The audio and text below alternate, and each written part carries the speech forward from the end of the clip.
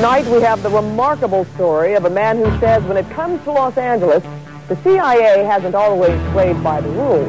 The agency has dealt drugs throughout this country for a long time. Wait a minute, if you don't like what's going on here, please now. It began to become apparent to me that guns were going one way and drugs were going another. The CIA has issued a blanket response to all of this, denying any involvement. My name is Mike Rupert, R-U-P-P-E-R-T. I did bring this information out 18 years ago, and I got shot at and forced out of LAPD because of it. I've been on the record for 18 years. We got on record everywhere we could so that if I did get killed, we would know. You know, somebody would know that somebody was saying something was wrong with CIA.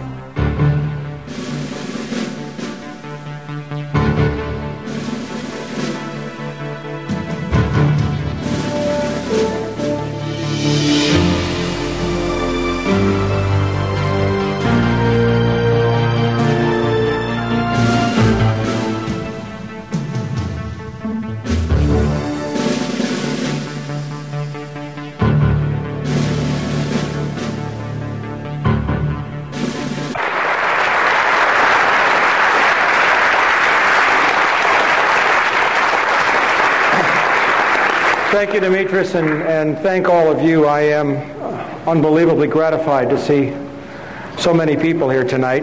I almost got up here and said, "Hi, my name is Mike. I'm an alcoholic," but I think I'm at the wrong meeting, I guess. We're going to talk about a lot of things tonight that are very difficult, a lot of things tonight that are very challenging. A lot of things that will test and try many of us in the months and the years to come.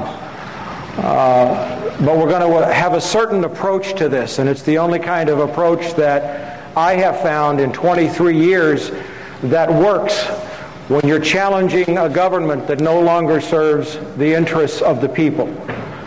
I'd like to start off by asking a question, like a show of hands. How many people in the room tonight believe that Lee Harvey Oswald was the lone gunman and solely responsible for the murder of John F. Kennedy? Show of hands.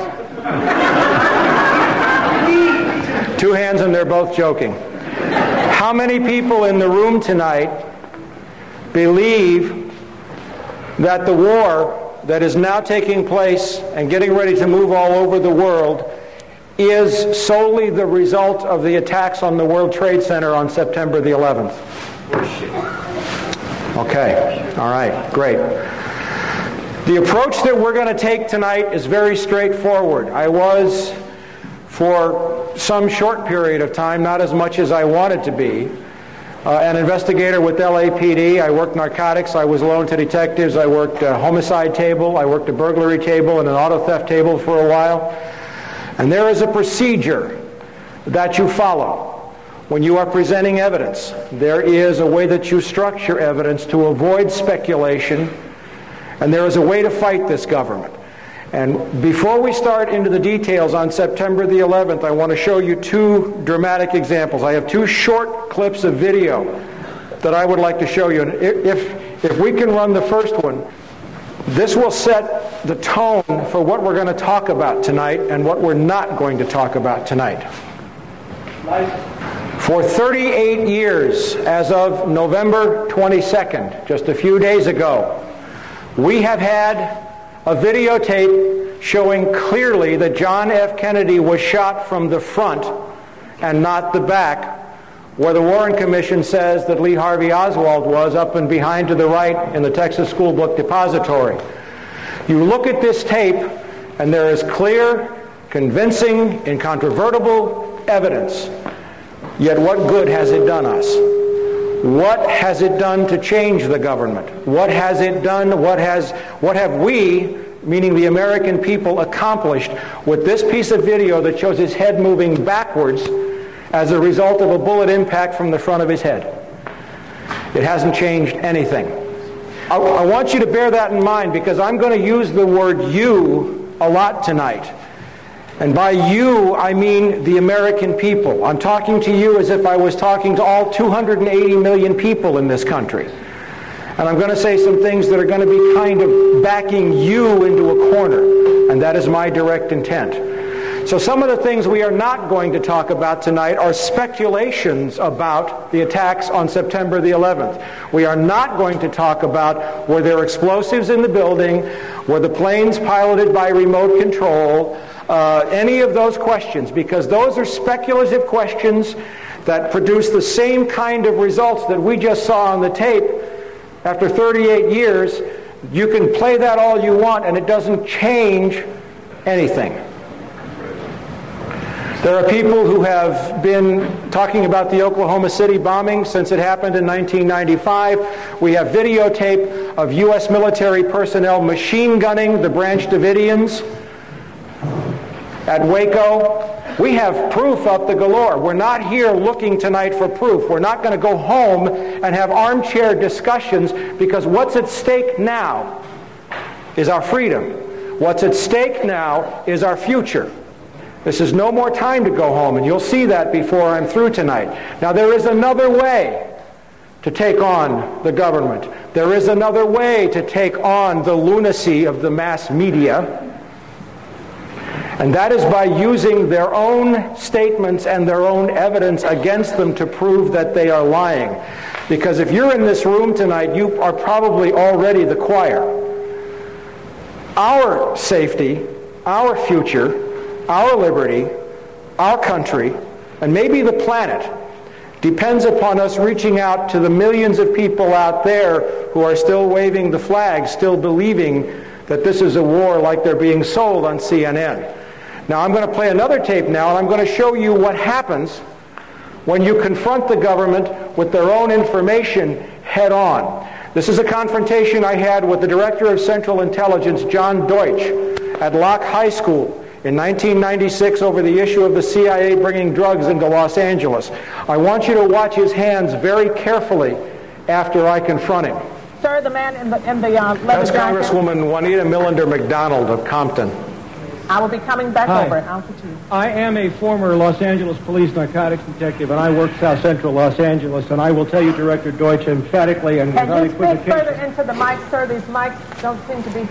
I will tell you, Director Deutsch, as a former Los Angeles police narcotics detective, that the agency has dealt drugs throughout this country for a long time.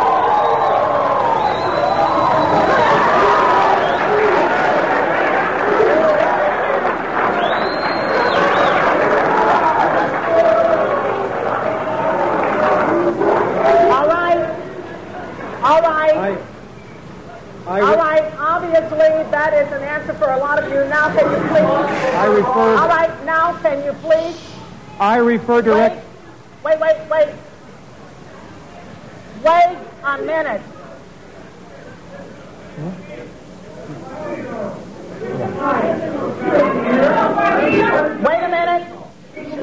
Wait a minute here. Wait a minute. If you don't like what's going on here, please leave now. No, leave now, because there are others who do want to hear what's going on in this room. Will you please take your seats? I will come back to you as we roll back across to the center section. Director Deutsch, I will refer you to 3 specific agency operations known as Amadeus, Pegasus, and Watchtower. I have Watchtower documents heavily redacted by the agency. I was personally exposed to CIA operations and recruited by CIA personnel who attempted to recruit me in the late 70s to become involved in protecting agency drug operations in this country. I have been trying to get this out for 18 years, and I have the evidence. My question for you is very specific, sir. If, in the course of the IG's investigations and Fred Hitz's work, you come across evidence of severely criminal activity, Let him speak into and the it's mic. classified, will you use that classification to hide the criminal activity, or will you tell the American people the truth? Watch his hands. Watch his hands.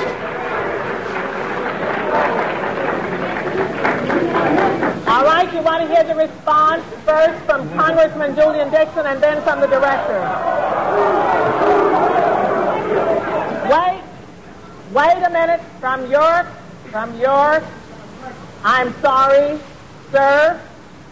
I will allow the director to speak first and then Congressman Julian Dixon. If you have information about CIA illegal activity in drugs, you should immediately bring that information to wherever you want, but let me suggest 3 places. The Los Angeles Police Department. Gotcha. Please. I'm sorry, others want to hear this answer. I am sorry, others want to hear this answer. It is your choice, the Los Angeles Police Department, the Inspector General, or office of one of your Congress persons from this. I did that 18 years ago, sir, and I got shot at for it. Wait a minute, sir. Wait a minute, sir. And? Sir, you have not gotten the mic yet. You are not. But wait a minute, then don't speak out of turn. Let me say something else. If this information turns up wrongdoing, we will bring the people to justice and make them accountable. All right, Congressman Dixon. Thank you, sir, for coming. Wait a minute here. I thought you did not want to be here, but now that you are here, please let us hear and listen. Thank you very much. Sir, I want to thank you for coming. You were at the last meeting. The staff probably has the spelling of your name wrong, but we would like to talk to you. We have been looking for a couple of days for you, and we want to make sure that you contact the committee, because obviously you have some valuable information. If you want to give it to me privately, if you want to hand it to that aide where I can contact you this evening, please do it. Don't let us get away without getting a contact for you. Thank you, sir. Pass it up to him now so everyone can see that I got it. That would be fine. Thank you, sir. And for the record, Please keep the noise down so that we can hear and we can get answers. For the record, my name is Mike Ruppert, R-U-P-P-E-R-T. I did bring this information out 18 years ago, and I got shot at and forced out of LAPD because of it. I've been on the record for 18 years nonstop, and I'll be happy to give you, Congressman, anything that I have.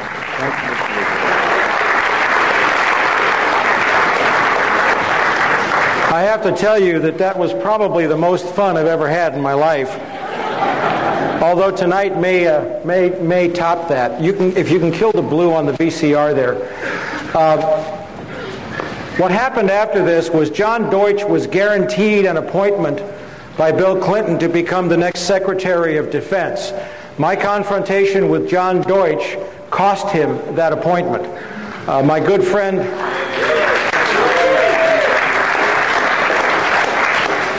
friend Dick Gregory, who I just did a radio show with on Thanksgiving Day, called me up and said he said he was talking to some people in Washington, and they just chewed him up one side and down the other because he looked like a fool. Everybody here seen The Wizard of Oz? Everybody here seen The Man Behind the Curtain? We have to get to the man behind the curtain, but it's going to be a little bit scarier than that movie was to do that. So, let's take an approach to September the 11th along the lines of an investigator presenting a case to a grand jury, or along the lines of a detective presenting a case to a district attorney. First of all, who am I? We're going to go through this really quickly. I had the misfortune of being born into a family that was heavily rooted in the intelligence community. My mother was a cryptographer and cryptanalyst for the Army Security Agency and National Security Agency during World War II. She worked for Secretary of State Cordell Hull. She worked on the Japanese and Russian codes. By the way, we did know the Japs were going to attack Pearl Harbor, and we did let it happen. This is evidence that I would present. This is my mother's separation from the NSA in December 1949 because she was going to have babies. She didn't have me until 51, but my dad was also recalled into the Air Force during the Korean War. He went to work for Martin Marietta and went to work on projects like the Titan 3C, which put up all the CIA's keyhole spy satellites. Relatives of my father were OSS, that's the forerunner of CIA, and they were career at CIA in Langley. So everybody in the family had a clearance. I used to come home from school and say, "What's for dinner?" And Mom would say, "I can't tell you." That's a joke, I hope. Now what I need is a way to do this so that I don't get them all whacked up here. Continuing with the presentation, there's a couple of points I want to make here in Portland. This is one of my rating reports from LAPD showing an outstanding rating, showing also that I have, especially in the field of narcotics enforcement and investigative procedures, I was loaned to Wilshire Division Narcotics several times and specialized in narcotics. I was even sent to a training school by the U.S. Department of Justice and the DEA, which I attended. You don't get that for writing parking tickets. And the reason why I say this is because the ranking member of LAPD in the room that day when I confronted John Deutsch told Ted Koppel that I had never worked narcotics. And that got me pulled from a live interview with Ted Koppel. The ranking member of LAPD in the room that day was Deputy Chief Mark Croker.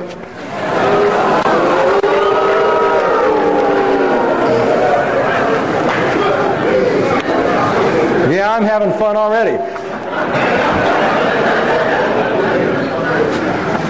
Now I want to talk about CIA dealing drugs briefly because I have to lay a foundation. You have to understand the economic and the political context in which this war is taking place and in which it is set. And there's two things that if you don't understand, you will never understand September the 11th. One is drugs, the other is oil. Well, one is oil, the other is drugs, okay? We want to talk about evidence. We want to talk about proof, okay? This is a memorandum that was written February 11th, 1982 to the Honorable William J. Casey. Everybody remember Bill Casey from Iran-Contra? CIA Director, signed by Attorney General William French Smith. This was at the beginning of the Contra War, very early in the Reagan administration. And something had happened before this. There had been a series of negotiations. Now in the CIA, the highest rung on the food chain is called an officer. If you are a case officer at CIA, you are someone who cannot be disavowed or denied. You are a man of the cloth. You are a man blessed with immunity. The agency will protect you. But underneath that on the food chain, they have career agents, contract agents, foreign agents, informants. They have proprietary companies, employees of the there's a whole category of people. Well, in 1982, because the CIA knew there was going to be a massive explosion in cocaine trafficking that they were going to control, U.S. Cocaine consumption went from roughly 80 metric tons in 1979 to 600 metric tons by 1987. Think about that for a minute. That's a lot of coke. All right, they knew that was coming. All right. So one of the things they did legally, because the agency and the government, they always find paper ways to try to cover their trail, and they think nobody will catch them. One of my favorite lines of all time, and for the first 100 of you who got here, you got a free copy of my last issue of From the Wilderness, is from Alan Dulles, who, when the Warren Commission report was released, however many volumes there were, and you read those volumes and you know that Lee Harvey Oswald didn't kill John Kennedy. And Alan Dulles said, the American people don't read. You don't read. This memorandum says, first of all, they took all the people who were not case officers and they decided to call them non-employees of the Central Intelligence Agency. There's a federal law stating that if a federal employee breaks a federal law, you have to report him. They were caught on the horns of a dilemma. So first they said, well, all these people are not employees, even though they get CIA paychecks. And then they said, in light of these provisions and in view of the fine cooperation the Drug Enforcement Administration has received from CIA, no formal requirement regarding the reporting of narcotics violations has been included in these procedures. That's black and white evidence of a conspiracy. The Attorney General of the United States just told the CIA director he no longer had to report it when anybody other than a case officer was dealing drugs. Let's look at something else about how cynical these people are. Now, I've been studying CIA and the drug trade for about 23 years, and this is one of my favorite documents of all time. Some 28 C-130 Hercules were smuggled by the CIA and the Pentagon through the U.S. Forest Service into private hands, supposedly for the purpose of fighting forest fires. The problem was that some of them turned up in Peru, in Mexico, in Panama, in Angola, in Iran, and Iraq, running covert missions for the CIA. One of these C-130s was caught in Mexico City. Aeropostal de Mexico had it, with $1 billion worth of cocaine on board. The Forest Service, having let these airplanes out, found itself in a kind of embarrassing position. So they had their lawyers work on it, and notice the last sentence. DOD is the Department of Defense. Apparently, DOD thinks that by having the Forest Service as the intermediary, if any future aircraft are used in drug smuggling, the Forest Service and not DOD will suffer the adverse publicity. They don't care about stopping it, they care about who's going to take the blame. It is possible to nail these people, but you have to know how to approach. The main reason why the CIA deals drugs is for one reason and one reason only. It's not to fund covert operations.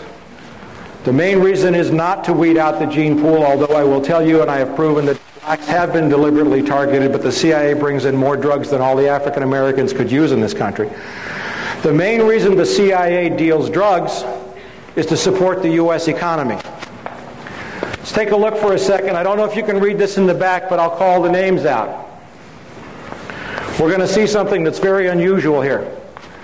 The National Security Act of 1947 created the CIA. It was written by a man named Clark Clifford, who was a longtime aide to Harry Truman. Okay? Clark Clifford's profession was he was a Wall Street banker and lawyer.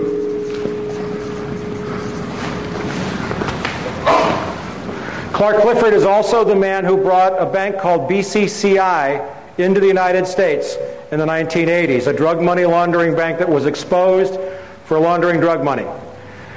The design for the CIA, in other words, the people who told Clifford how to write the act, were two brothers, John Foster and Allen Dulles, the Dulles brothers, Dull, Duller, and Dullest.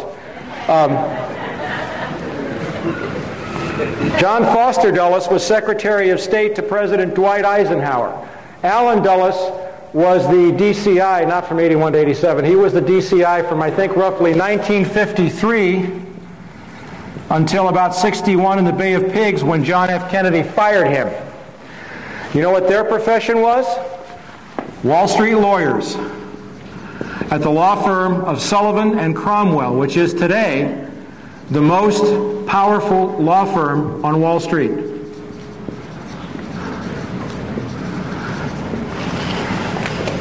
Bill Casey, the man we just saw the memo addressed to. We know he was Ronald Reagan's DCI. What did Bill Casey do for Richard Nixon? He was chairman of the Securities and Exchange Commission.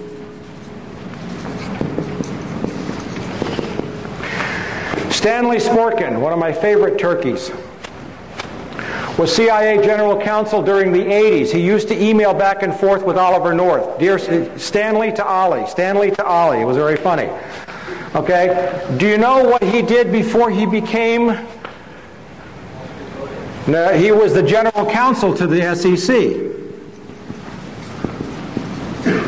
Securities and Exchange Commission, charged with monitoring all securities transactions.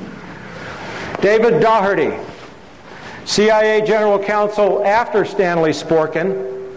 You know what he does today? The Executive Vice President of the New York Stock Exchange for enforcement. Isn't that great?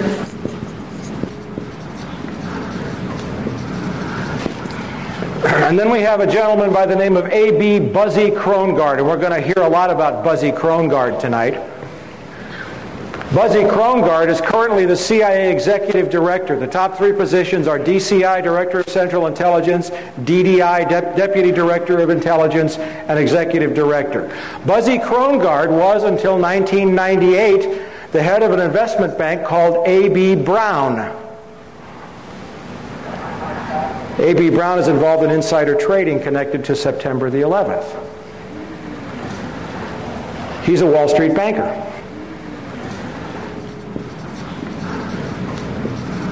As a matter of fact, 6 out of 7 of the first deputy directors of intelligence came to CIA from Wall Street. The mission of the CIA is to control money and cash flow for the benefit not of you and me, but for the benefit of the banks and the stock brokerage houses and all of the interests that control U.S. politics. Now, the U.S. economy is in deep trouble. But the level of criminality in this government and in this country has become so overt in the last 2 years that the stink is becoming hard for people to ignore. This is a story from the Associated Press, June 27th, 1999. New York Stock Exchange chief, that's a guy by the name of Dick Grasso, hops on an airplane in New York City and flies to Bogota, Colombia, hops in an armor-plated limousine and drives up to the foothills in the mountains that are occupied by the FARC guerrillas, who occupy a third of Colombia. They tax the cocaine. Everybody in Colombia deals drugs. But what did he ask them to do? He asked the FARC guerrillas to invest their drug profits in Wall Street. There's an AP story right there. He didn't say stop dealing drugs, it's bad for our kids. He said, let us manage your drug money. The FARC said, we think we would rather keep our money in Colombia for the benefit of Colombians. Why should we send it to New York?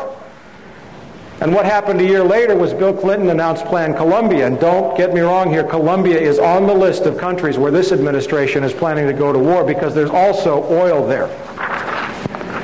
All right.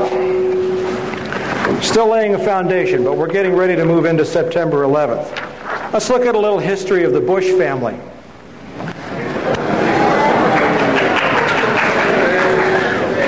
I'm having a lot of fun. Okay. This is from a book called The Unauthorized Biography of George Bush, which is an extremely well-researched book. And everything that they put in here is sourced. If we go to George Herbert Walker Bush's father, Prescott Bush, he was the managing director of a firm called Brown Brothers Harriman during the 30s and 40s. Brown Brothers Harriman financed Adolf Hitler before and during World War II. Brown Brothers Harriman got involved with the Hamburg steamship line. They got involved with a number of companies and front organizations that channeled money directly to Adolf Hitler, and they did not stop that relationship when the war began. As a matter of fact, one particular firm, it was a bank affiliated, it was the Union Bank, affiliated with the Thyssen, that's T-H-Y-S-S-E-N, Steel Trust, managed by Prescott Bush, produced 50.8% of Nazi Germany's pig iron, 41.4% of Nazi Germany's universal plate, 36% of Nazi Germany's heavy plate, 38.5% of Nazi Germany's galvanized steel, 45.5% of Nazi Germany's pipes and tubes, 22% of Nazi Germany's wire, and 35% of Nazi Germany's explosives.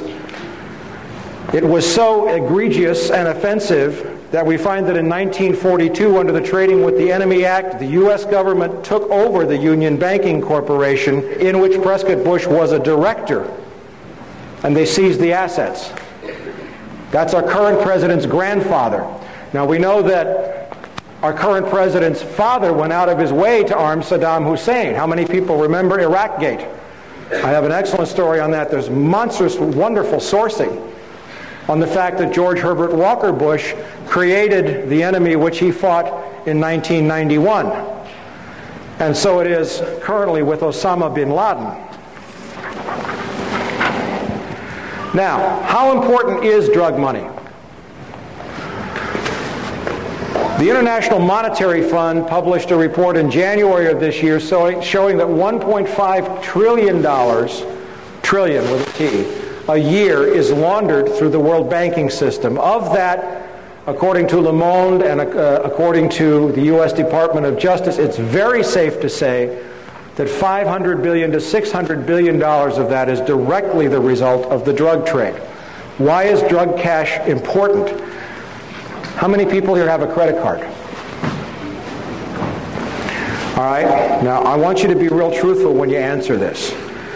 When you open your credit card bill every month, what do you look at first? I want everybody to look first at the total balance owing on the card. Raise your hand. How many of you look first at the minimum monthly payment required? How many of you pay your credit cards off in full every month? I'm impressed. The point is that the United States economy, and I was at an economic conference in Moscow in March of this year, has derivatives. Derivatives are anything that's not related to anything of value. It's like stock futures, it's calls, it's puts, it's options. It has a derivatives bubble of $300 trillion. $20 trillion of that alone is connected to J.P. Morgan Chase, which is about ready to go under thanks to Enron. And watch that very closely, okay?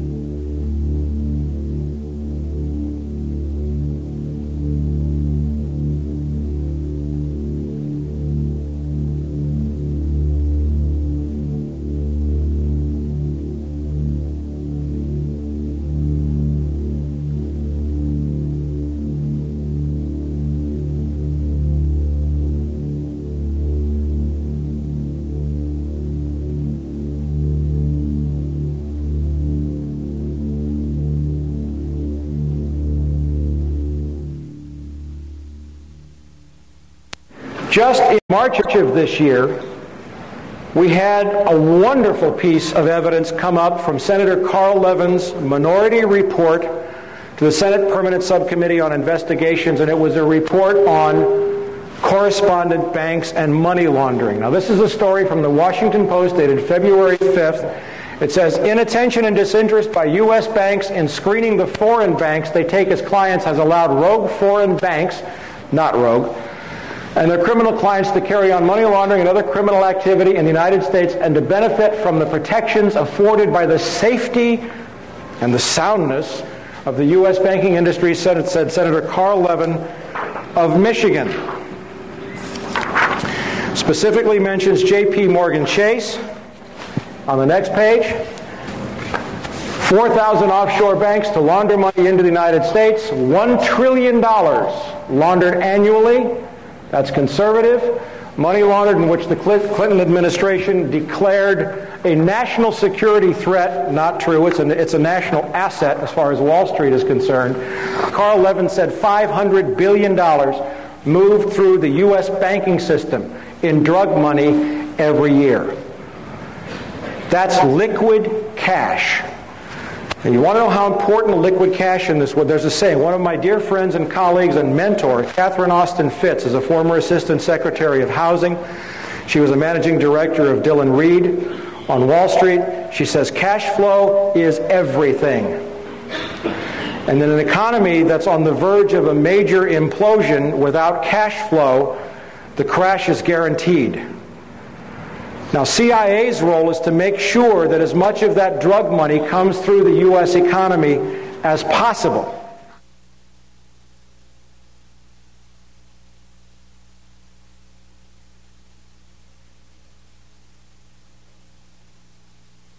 When I was a little girl, I grew up at 48th and Larchwood in West Philadelphia, and the Solari index was 100%. The Solari index is the index that I use to describe the well-being of a neighborhood. It's the percent of people in a neighborhood who believe that a child can leave their home, go to the nearest place to buy a popsicle, and come home alone safely. was unthinkable that a child wasn't safe at 48th and Larchwood in West Philadelphia in the 1950s. The Solari Index was 100%, and the Dow Jones Index was probably about 500.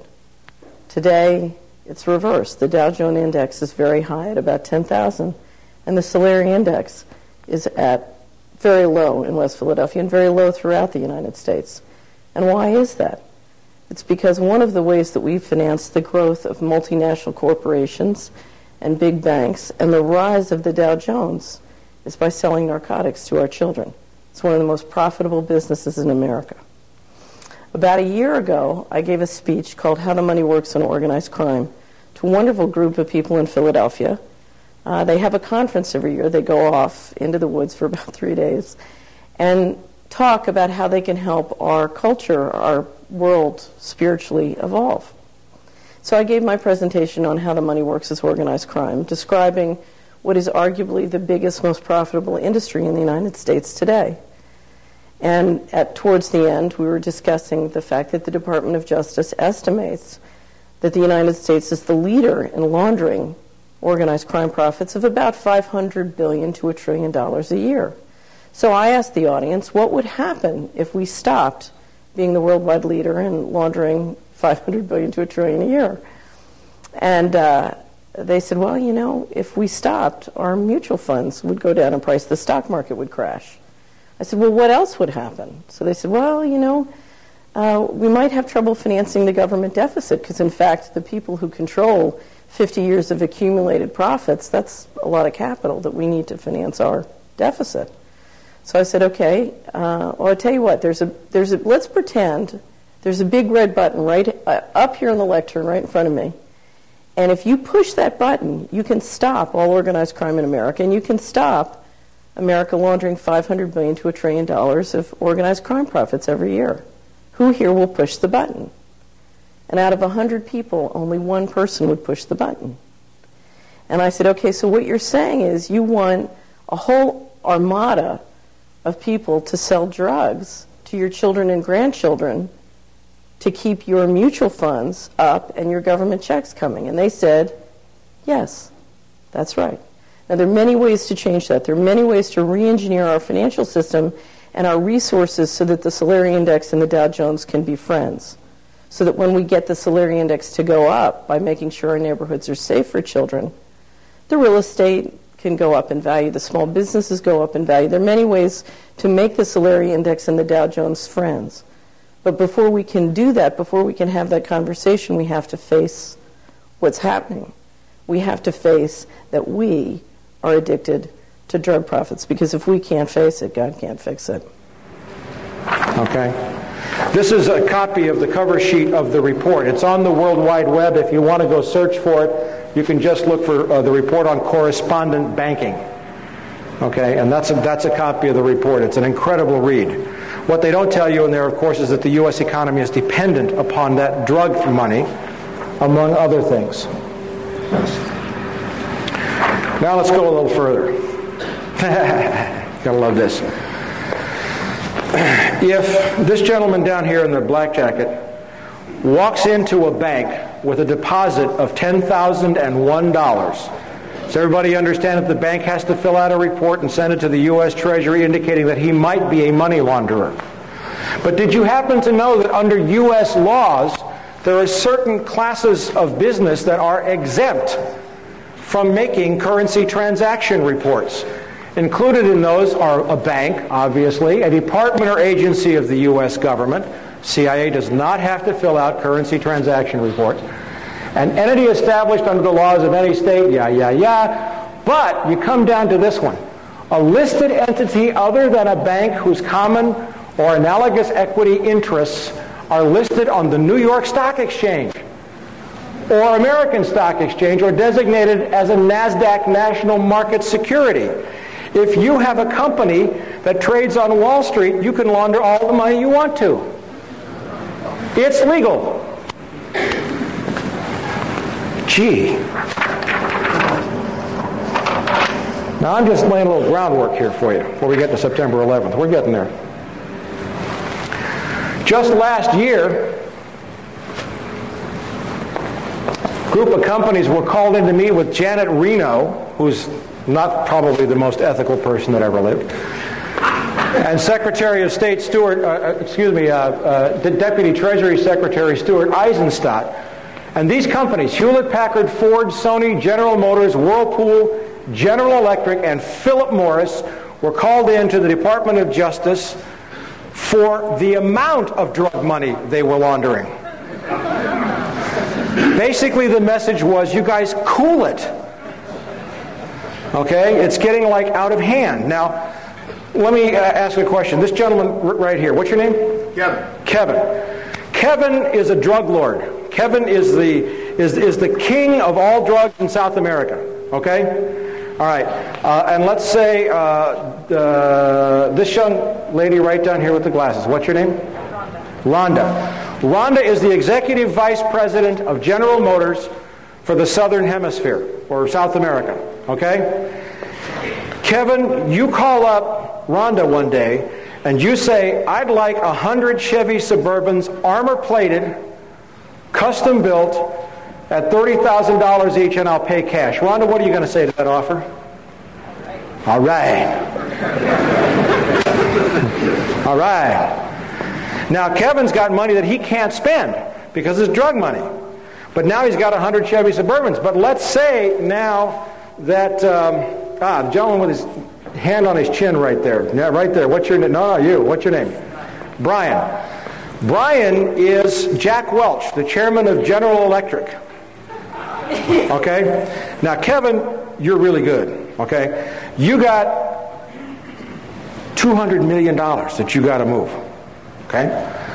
So you call up Jack Welch's assistant, special accounts assistant. You say, I'd like to open in South America Kevin's Appliances.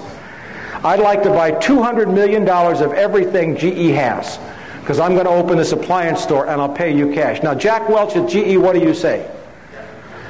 Right on. Let's do this deal. Now, by the way, who owns NBC? General Electric. MSNBC, CNBC, all the NBCs. Okay? Now, let's just take a look at that for one quick second. Very quickly, a price-to-earnings ratio, P to E, market capitalization. It's very simple. If you have a company that has 10,000 shares, and each share sells for $10, did I say 1,000 shares? 1,000 shares, $10. Your market capitalization is $10,000. You multiply the share price by the number of shares. Market capitalization. You divide that by net profits. In other words, what you sell less the cost of doing business. And you come up with the ratio. This is how they value the stock market. Okay, so if you have a company that has a $300 million market capitalization and a $10 million net profit, the price to earnings is 30. The pop is 30. And that's about right. And by the way, the current Dow Jones Industrial Average is overpriced by about 2/3. Okay? Now, if you have this 30-to-1 ratio, if I add another $1 million, my pen went dry. If I add another $1 million and make that 2, what happens to this number? Becomes 60. All right? Now, the lady in red down here, who's looking away from me. Ma'am, what's your name? Karen. Karen owns an orange juice company. Makes the best orange juice in the world. And I owe all of what I'm teaching you now to Catherine Austin Fitz. And she has a wonderful website at solari.com, and we'll put those up before I leave. You make incredible orange juice. Okay, the best orange juice in the world. It's fairly priced. Karen's orange juice, right? Okay? You have $1 million net profit a year. Now, let's say this young lady down here in the glasses with the light green sweater. What's your name? That's you. What's your name? Chris. Chris is the chief executive officer of PepsiCo, which owns a small orange juice company called Tropicana. Okay? You see her company with $1 million in net profit. How much, and your price to earnings is 30-to-1. How much are you willing to pay for that? How much are you willing to pay for her company? Would you pay $29 million? Yeah. Yeah, because the minute you bought her company for $29 million, your stock value goes up $30 million. How do Wall Street executives get paid? in stock, and you watch very closely the Bush administration's plan for economic recovery, it's all handouts to the corporation, which will go directly to boost their pot, which will put hundreds of millions of dollars in the pockets of executives. Has anybody noticed the Bush administration has not offered one single aid plan for any unemployed airline worker?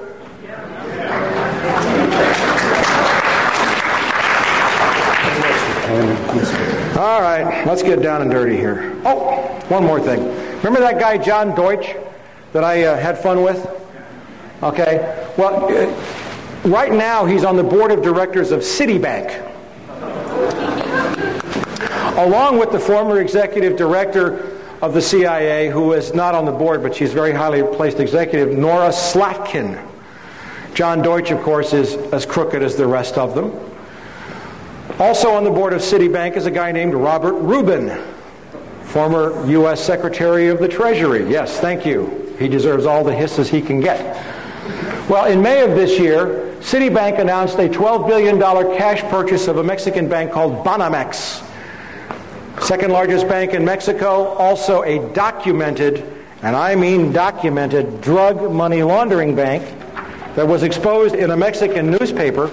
Roberto Hernandez, this is him, gets a seat on Citibank's board of directors, and yet this is what's going on his property.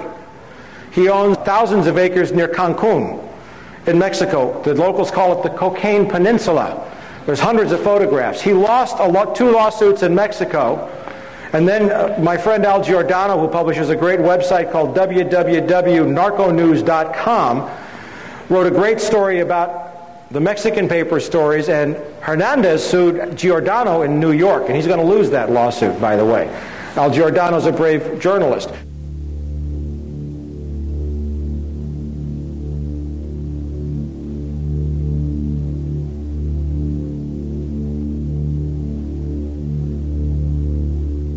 But the point I'm making with this is that the criminality had gotten so out of hand by May of this year that Citibank would openly buy a known drug money laundering bank and put the drug money launderer on its board of directors. That's the need for drug cash in the U.S. economy right now. By the way, Citibank's record of involvement in drug money laundering is extremely well documented in the Wall Street Journal and the New York Times. It laundered some, I think, $300 or $400 million for Raul Salinas de Gortari, the brother of the former Mexican president. Now let's go to some other things that are going on in the economy so that we set you up to understand what's going on around September the 11th. The U.S. economy is being looted. Anybody here remember the savings and loan scandal? You know, the gang that's in the White House is the same gang that brought us the savings and loan scandal? That took $500 billion out of your pockets. Well, here's some new developments in the government. And by the way, I'm not a Democrat or a Republican. Bill Clinton's a sleazebag too. Okay? That so-called liberal put almost a million nonviolent drug offenders in prison to boost the shares of companies like Corrections Corporation of America and Wackenhut. He destroyed many of the welfare laws, and one is not better than the other. But notice this. HUD loses, HUD, Housing and Urban Development, $59 billion. When was the last time you lost $59 billion? This was from testimony in Congress by Susan Gaffney, Inspector General of HUD. And you know what HUD said they did when they couldn't figure out where the money went? We made an adjustment in our checkbook. Where's that money going? You'll find out before we're through. Now, if you thought that was bad, the Defense Department cannot account for $1.1 trillion that seems to have vanished within the tangled system of financial accounting put in place by private contractors. You know who the private contractors are? Lockheed Martin and DynCorp. Okay? HUD... Oh, I dropped a microphone. I have more microphones on me than the FBI has in my living room.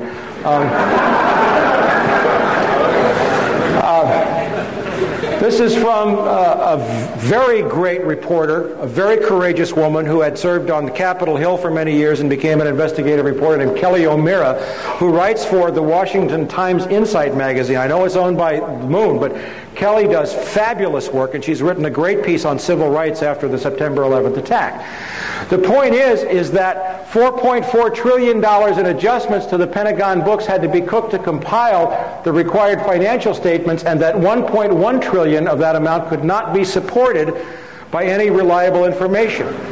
All right, now, there's one thing I got to do before we get to September the 11th and what's happening since. It's easy to say that this is a war about oil, and you're going to know more about it than you did when you came in here, when you leave. The entire world economy is on the brink of a major collapse. 2 days before the attacks on the World Trade Center, I issued an emergency bulletin to all of my subscribers. And by the way, there's a table over here, and those of you who would like to subscribe, we have the information there for you. I'll put a website up. We also have videotapes of a lecture on Wall Street's War for Drug Money, which is like 2 hours on what I did with the economy that I gave at the USC School of International Relations last December. And we have those tapes over there. I think Chris Milligan's over there somewhere. Chris, wherever you are. But I issued a bulletin saying that we were on the brink of an economic collapse that would make 1929 look like a picnic. And in the 3 weeks prior to the attacks, the Dow had dropped almost 900 points. Now, what we have seen since then, and you must understand this clearly, is that the Dow's so-called resurrection to close to 10,000 points is strictly the result of a massive infusion of cash from the U.S. Treasury, which is your cash, which is being given to the corporate executives and not to the people who have been laid off. And every time you see the Dow go up, you'd better believe that another 10,000 people have lost their jobs. We are also in a global financial crisis that began in 1998 with the collapse of the bond markets and hedge fund derivatives, the money laundering investigations, and the mega mergers in the financial industry. The war buildup after September 11th is now shifting resources from domestic needs to the defense establishment. This fulfills a Bush-Cheney campaign promise to boost defense spending. But it is not sustainable for a number of reasons. And then this brings us into the issue of oil briefly, and we'll get into this more later. And basically is that oil production in the world is peaking. The last untapped major oil fields in the world are in two places, actually. First, Central Asia, and we'll get into that in depth. And second, guess where? In Colombia. Okay? And this is now a war, and this is now a moment in human history when the age of oil is nearing its end. Because world population and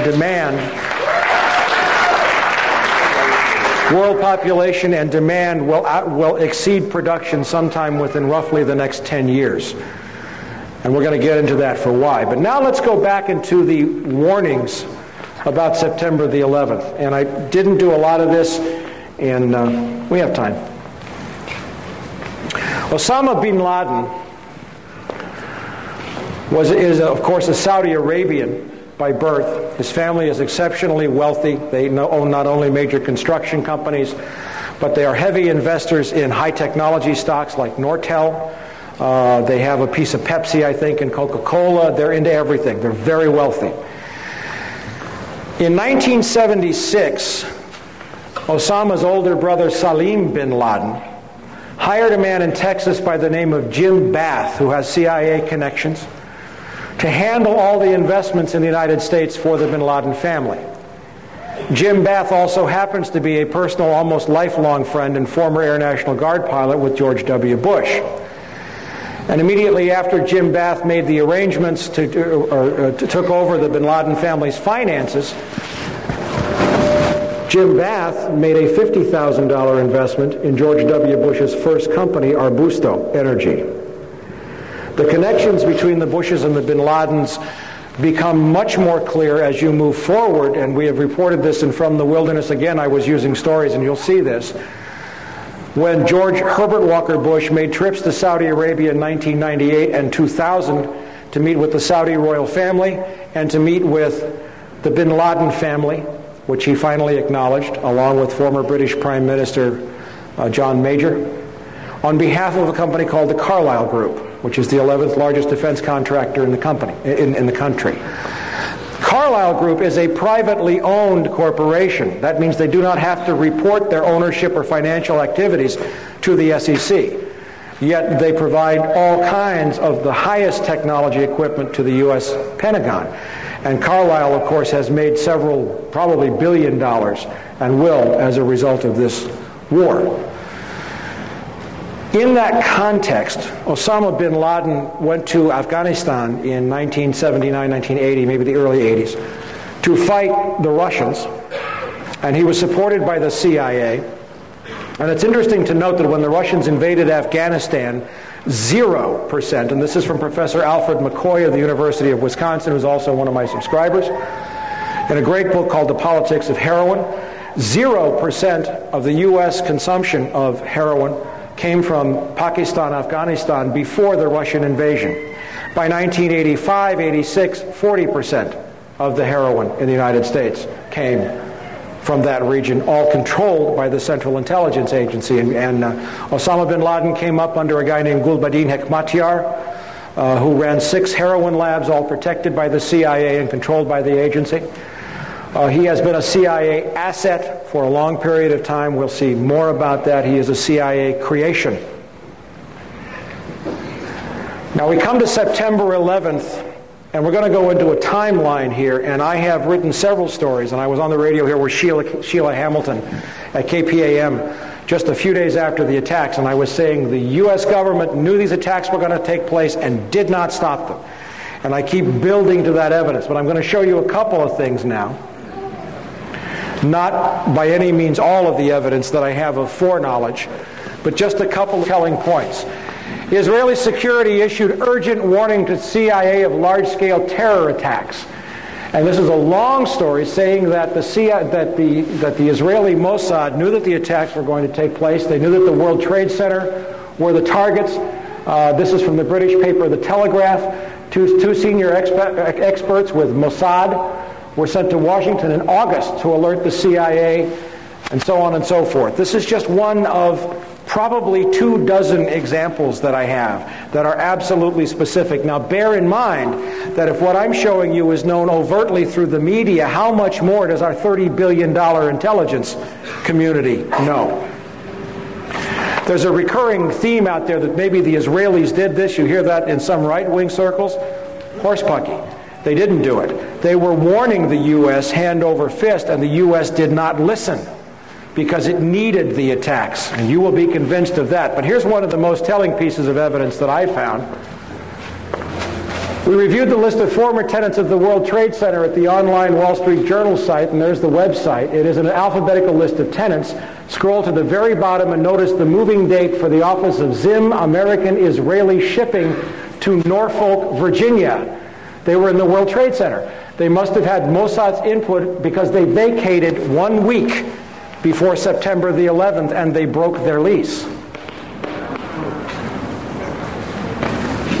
The Israelis didn't pull the attack, but they were smart enough to get their people out of the way. How come our government didn't do the same thing for us? Now we're getting into the heart of September the 11th. I picked up this document just a few days after the attacks, September 23rd. And it's from the Herzliya Institute for Counterterrorism. It is an Israeli counterterrorist think tank. Of course it's connected with the Mossad. And what they detailed, this is from the October 15th issue of From the Wilderness. Between September 6th and 7th, the Chicago Board of Options Exchange saw purchases of 4,744 put options on United Airlines and only 396 call options. A put option is basically a bet that the stock price is going to go down. It's a contract that's entered into that's irrevocable. And let's say the gentleman in the suspenders, I do a put option deal with you to sell shares at $100 in 2 weeks, 4 months. 4 months is the standard, but you can write the contract for anything you want. And he's committed now to buy the shares for $100.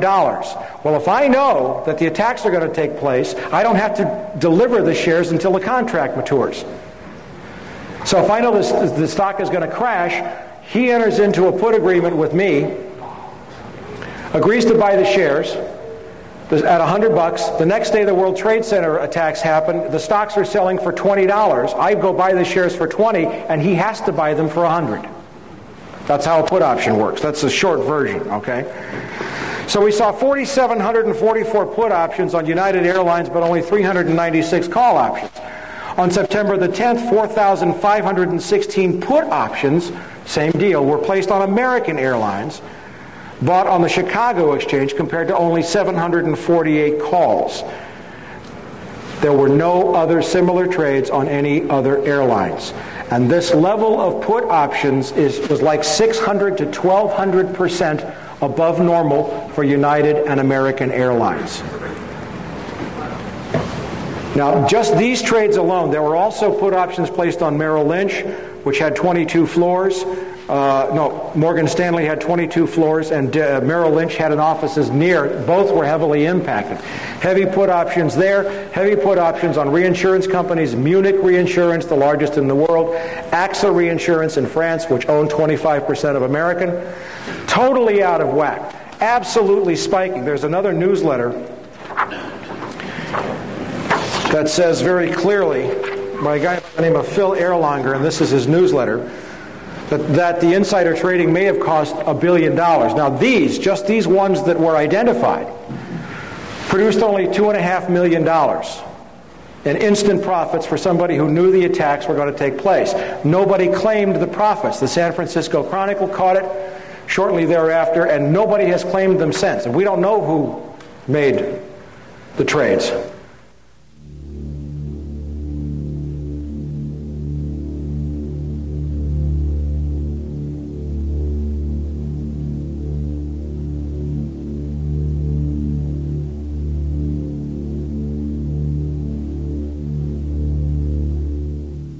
But what did the Herzliya Institute for Counterterrorism tell us? It told us that the United Airlines put options were placed through the firm A.B. Brown. Do you remember A.B. Brown? A.B. Brown was the firm headed until 1998 by A.B. Buzzy Krongard, who is now the executive director of the Central Intelligence Agency. A.B. Brown was sold in 97 to Bankers Trust, then to Deutsche Bank, I think in 98 or 99. It was an offshoot of Deutsche Bank. Now, one thing that I know, that I have written heavily about, is that the CIA, the Mossad, and major intelligence services track all stock trading in real time. On my website, you'll see stories about Promise software, and it's very long to go into, but it's a very sophisticated software. I'm going to write the website for you. It's a very sophisticated software that's been made with artificial intelligence and is capable of integrating wide numbers of databases in different languages. You'll find this on my website at www.copvcia.com. Now, I know that CIA and Mossad track stock trades in real time, so if all these put options were placed on American and United, do you think that should have triggered some alarm inside the Central Intelligence Agency? But instead we find that the trades were placed through a firm that was once owned, managed by the guy who was the number 3 at CIA. This is just pieces of evidence now. I'm building the case. Now, again, we're building up some history here. In January of this year, the Taliban and Al-Qaeda destroyed the entire opium crop in Afghanistan. It's been verified by the United Nations, by the Drug Enforcement Administration, by ABC News, by BBC, who put people on the ground. Afghanistan had been the world's largest producer of opium, producing 70% of the world's heroin through the year 2000. In January, they destroyed their crop. Part of it was a price support They had overproduced the year before, part of it, and they sold from their stockpiles. But there are no opium crops in Afghanistan right now. They've all been planted, of course, since the Bush administration and the CIA have lifted the ban, and everybody can go back to work and the CIA can move the heroin again.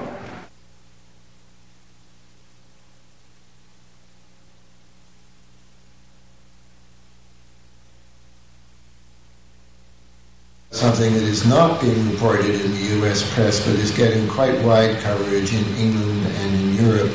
And that is that the result of our backing the Northern Alliance in Afghanistan this year is to restore a heroin flow which would otherwise have been halved or more in the world, because the Taliban not only announced that they were going to outlaw planting, but their decree worked. There was no Taliban opium planted last year, and that meant a reduction of 90% in the amount of opium coming out of Afghanistan, and the 10% that was left represented a radical increase in the areas under Northern Alliance control. Now, if we had not gone into Afghanistan, this would have been the most effective reduction in the flow of heroin in the world since the DEA was created 30 years ago.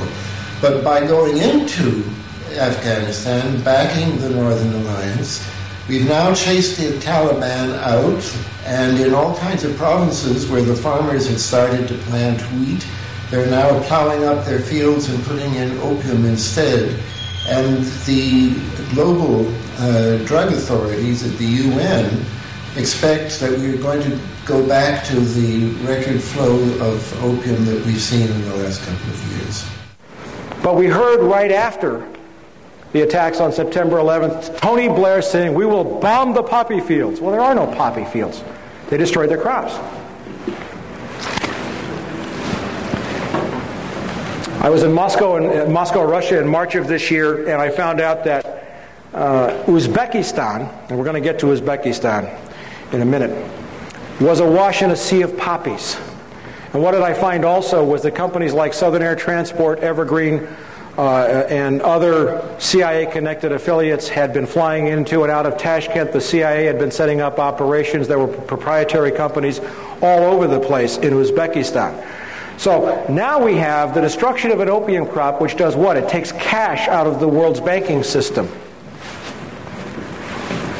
In conjunction with a stock market bubble, in conjunction with world oil prices or world oil production diminishing, and a huge bubble on Wall Street. Now we come to, this is just from recently, of course.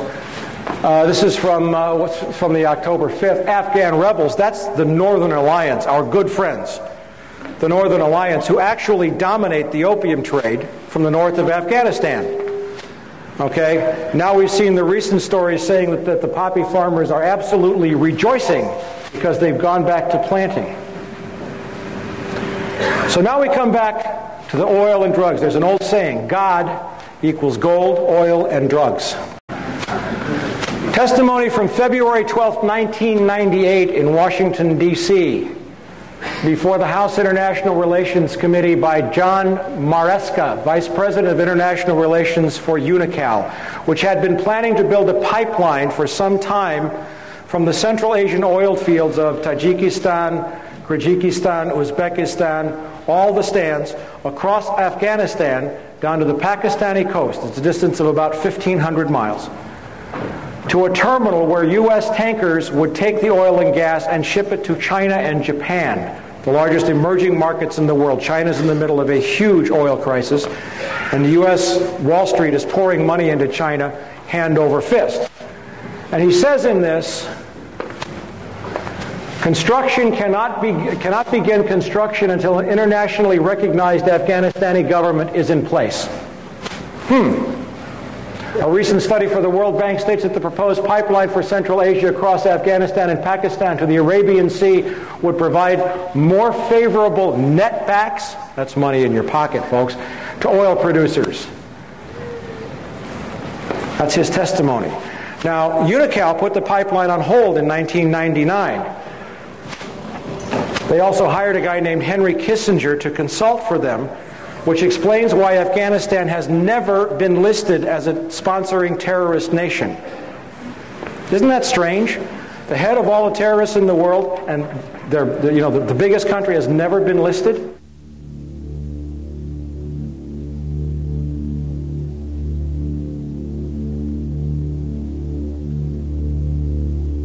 Okay, U.S. companies to invest in Pakistan oil and gas sectors. This is from a Pakistani newspaper, the Frontier Post.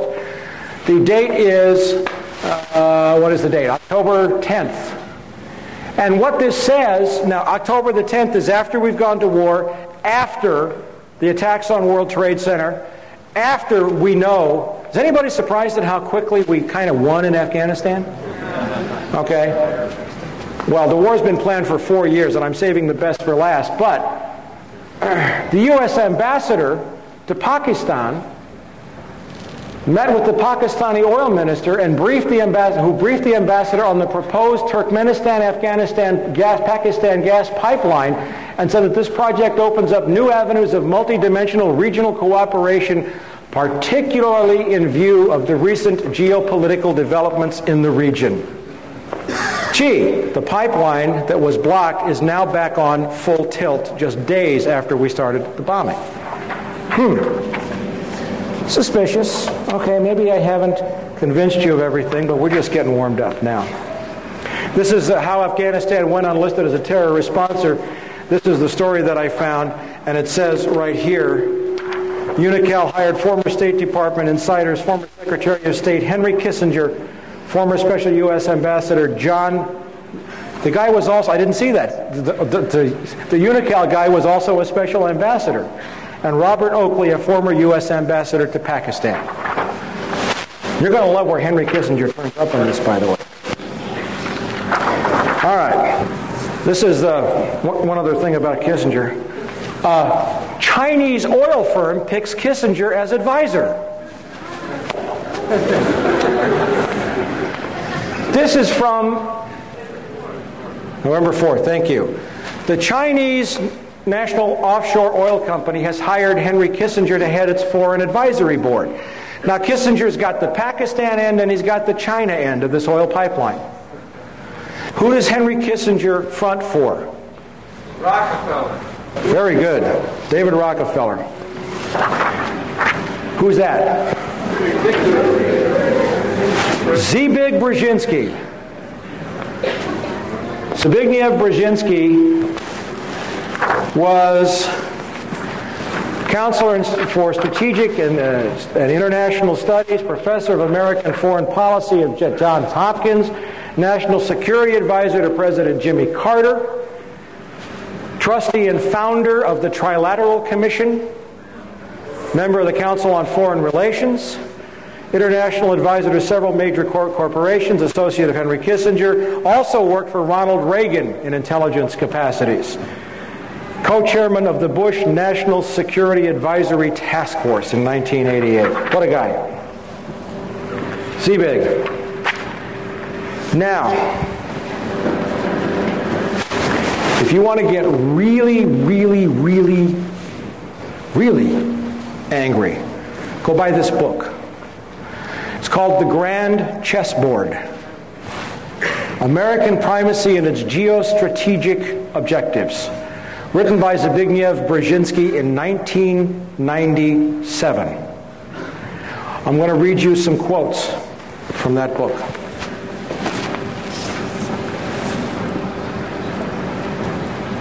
Page XII, it's the very first words in the book. The last decades of the 20th century has witnessed a tectonic shift in world affairs. For the first time ever, a non-Eurasian power has emerged not only as a key arbiter of Eurasian power relations, but also as the world's paramount power. The defeat and collapse of the Soviet Union was the final step in the rapid ascendance of a Western Hemisphere power, the United States as the sole and indeed the first truly global superpower. Page XII, it's in the preface. But in the meantime, he says, it is imperative that no Eurasian challenger, Eurasia is everything in between roughly east of Germany, all the way to the Pacific Ocean, south through the Indian subcontinent, and includes the Middle East. It's imperative that no Eurasian challenger, by that he means Russia or China, emerges capable of dominating Eurasia and thus of also challenging America. The formulation of a comprehensive and integrated Eurasian geostrategy is therefore the purpose of this book, Geostrategy, Eurasia. The attitude of the American public toward the external projection of American power has been much more ambivalent. The public supported America's engagement in World War II largely because of the shock effect of the Japanese attack on Pearl Harbor. It gets worse. For America, the chief geopolitical prize is Eurasia. Now a non-Eurasian power, that's us, is preeminent in Eurasia, and America's global primacy, isn't that arrogant? America's global primacy is directly dependent on how long and how effectively its preponderance on the Eurasian continent is sustained. What he's saying is that if the U.S. wants to stay top dog, we have to control Eurasia. America's withdrawal from the world, or because of the sudden emergence of a successful rival, would produce massive international stability. It would prompt global anarchy. You know what he's saying there? Yeah, a little global anarchy would probably be a damn good thing right now. What he's saying there is, if we don't control the world by whatever means necessary, the world's going to be miserable. He didn't ask my opinion. Did he ask yours? Okay.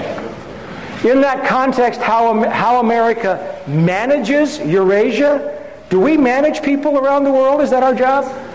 Is critical. Eurasia is the globe's largest continent and is geopolitically axial. A power that dominates Eurasia would control two of the world's three most advanced and economically productive regions.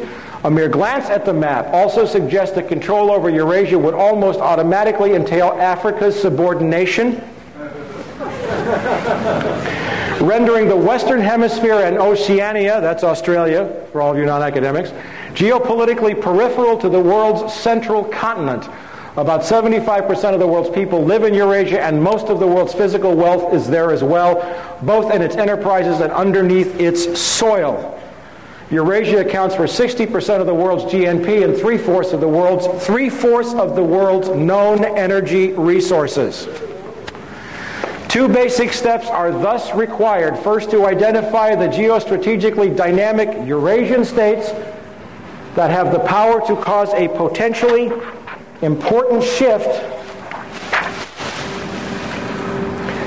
in the international distribution of power, and to decipher the central external goals of their respective political elites and the likely consequences of their seeking to attain them. Second, to formulate specific U.S. policies to offset, co-opt, and or control the above.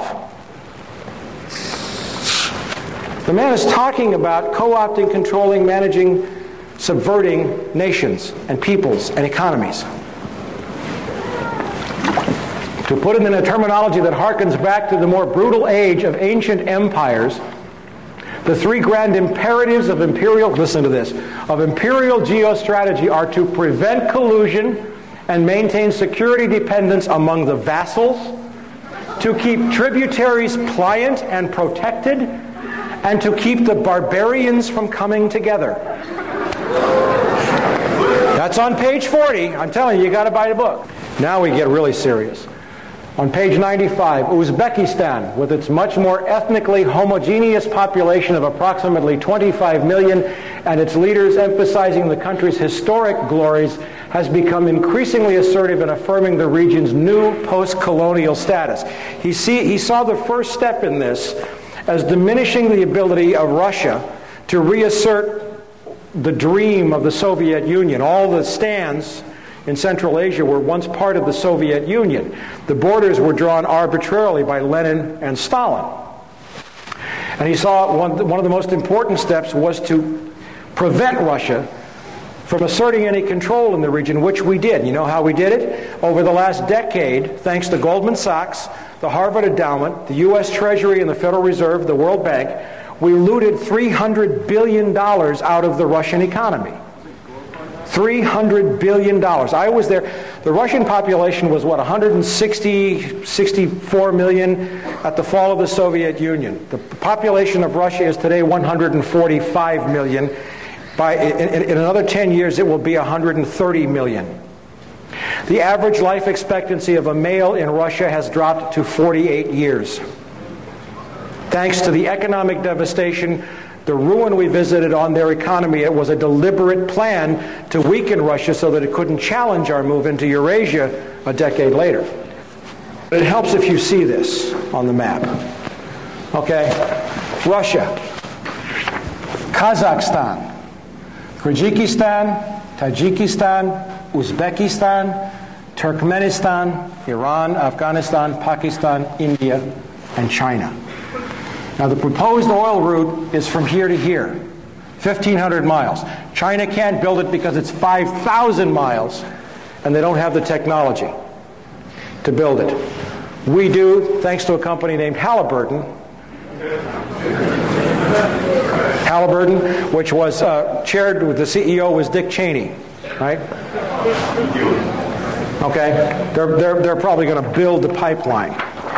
Okay, so now that you see this relationship, what he's saying is you build a block starting with Islamic fundamentalism, which we've supported and created, to keep Russia from moving south to reassert control, but then you build up these countries so that they're so powerful, and with a weakened Russia, Russia can't make a move to control, and all the oil reserves are right in here.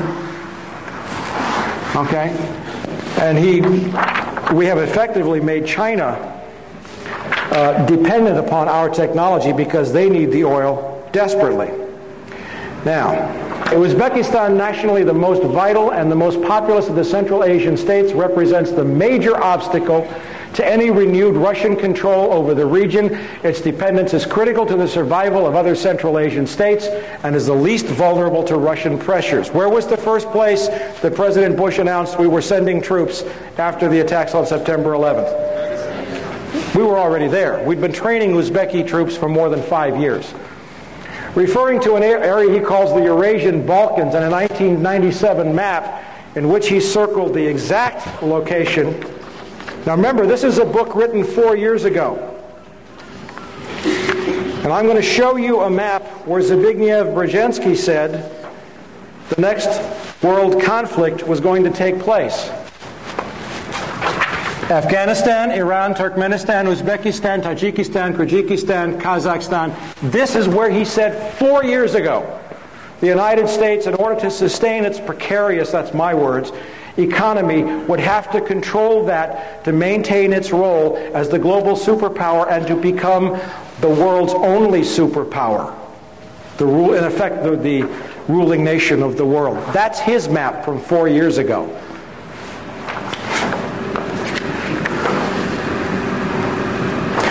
Referring to an area he calls the Eurasian Balkans and a 97 map in which he circled the exact location of the current conflict, describing it as the central region of pending conflict for world dominance, Brzezinski writes, moreover, that the Central Asian republics, are of importance from the standpoint of security and historical ambitions to at least 3 of their most immediate and more powerful neighbors, namely Russia, Turkey, and Iran, with China also signaling an increasing geopolitical interest in the region.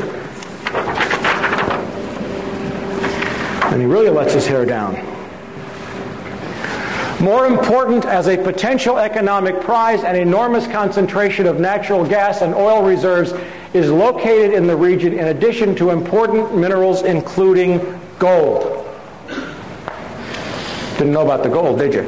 The world's energy consumption is bound to vastly increase over the next 2 or 3 decades. Estimates by the U.S. Department of Energy anticipate that world demand will rise by more than 50% between 1993 and 2015, with the most significant increase in consumption occurring in the Far East, China. The momentum of Asia's economic development is already generating massive pressures for the exploration and exploitation of new sources of energy in the Central Asian region and the Caspian Sea basin are known to contain reserves of natural gas and oil that dwarf those of Kuwait, the Gulf of Mexico, and the North Sea. Once pipelines to the area have been developed, Turkmenistan's truly vast natural gas reserves augur a prosperous future. He's talking about the pipelines. Without sustained and directed American involvement, before long, the forces of global disorder. Global disorder? You mean democracy? Global disorder could come to dominate the world scene, and the possibility of such a fragmentation is inherent in the geopolitical tensions not only of today's Eurasia, but of the world more generally. The most immediate task is to make certain that no state or combination of states gains the capacity to expel the United States from Eurasia, or even to diminish significantly its decisive arbitration role. In the long run, global politics are bound to become increasingly uncongenial to the concentration of hegemonic power in the hands of a single state. Hence, America is not only the first as well as the only truly global superpower, but is also likely to be the very last. And what does he say that's going to happen? He says that the United States will fold into a one-world government in which all nations will cease to exist, run by corporations. I'm paraphrasing it. Now, hold your breath. Very last pages in the book. Moreover, as America becomes an increasingly multicultural society, it may find it more difficult to fashion a consensus on foreign policy issues except in the circumstance of a truly massive and widely perceived direct external threat.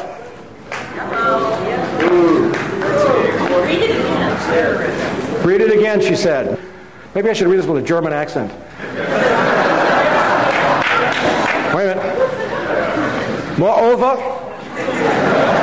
as America becomes an increasingly multicultural society, it may find it more difficult to fashion a consensus on foreign policy issues, except in the circumstance of a truly massive and widely perceived direct external threat.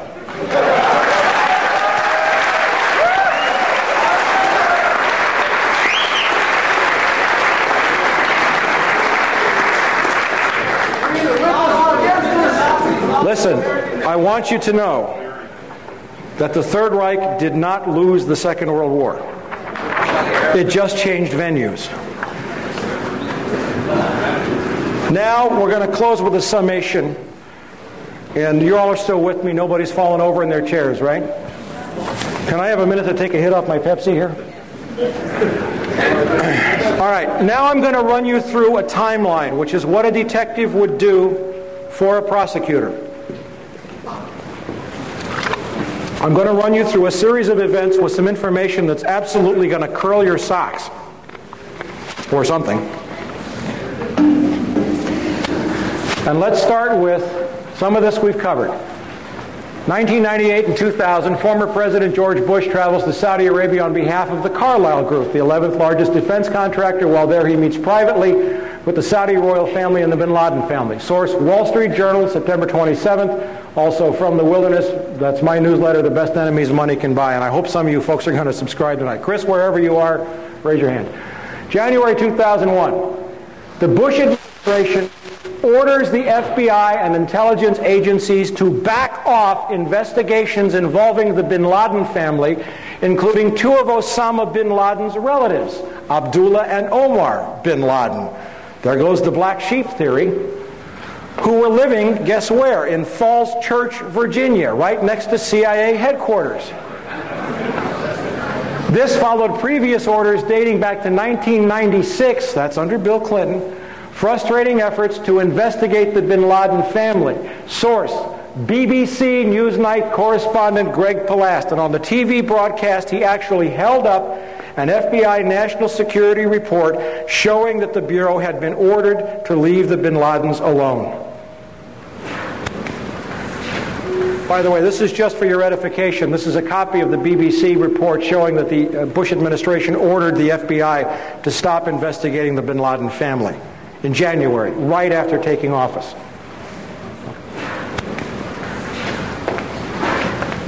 February 13th, UPI terrorism correspondent Richard Sale, while covering a trial of bin Laden's al-Qaeda followers, reports that the National Security Agency has broken bin Laden's encrypted communications. They introduced the evidence into court. The NSA had broken his secure communications. Even if this indicates that bin Laden changed systems in February, it does not mesh with the fact that the government insists that the planning for the September 11th attacks took years. May 2001, Secretary of State Colin Powell gives $43 million in aid to the Taliban. Why? Good question. Purportedly to assist hungry farmers who are starving since the destruction of their opium crop. And in January on the orders of the Taliban. Source, the Los Angeles Times, May 22. In the year 2000, the UN says that there were 3,276 tons of opium produced in Afghanistan. In 2001, they estimate that the total crop was 185 tons. That's a reduction of 94%. Now, in the Northern Alliance areas, there was an increase. There were two provinces that one place it grew by, I think, 185%, almost doubled, and another it increased tenfold. But even so, the Northern Alliance provinces, with their huge increase, they were 90% of this year's crop, but 90% of 185 tons is not enough to offset. There was a net loss of 3,100 tons of opium, and that would have been such a fantastic improvement in the world opium scene. But now that they are replanting fields all over Afghanistan with opium, that possible victory we could have seen over drugs is being wiped out as a result of the U.S. intervention.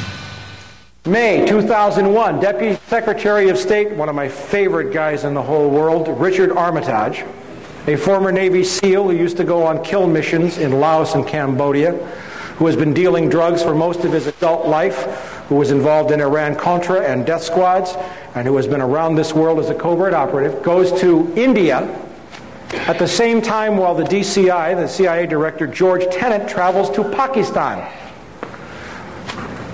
Armitage is the cover. It's a publicized tour. Tenet makes a quiet stop to Pakistan where he spends a long time with General Pervez Musharraf, our great ally in Pakistan. Pakistan's the largest supporter of terrorism in the world, by the way.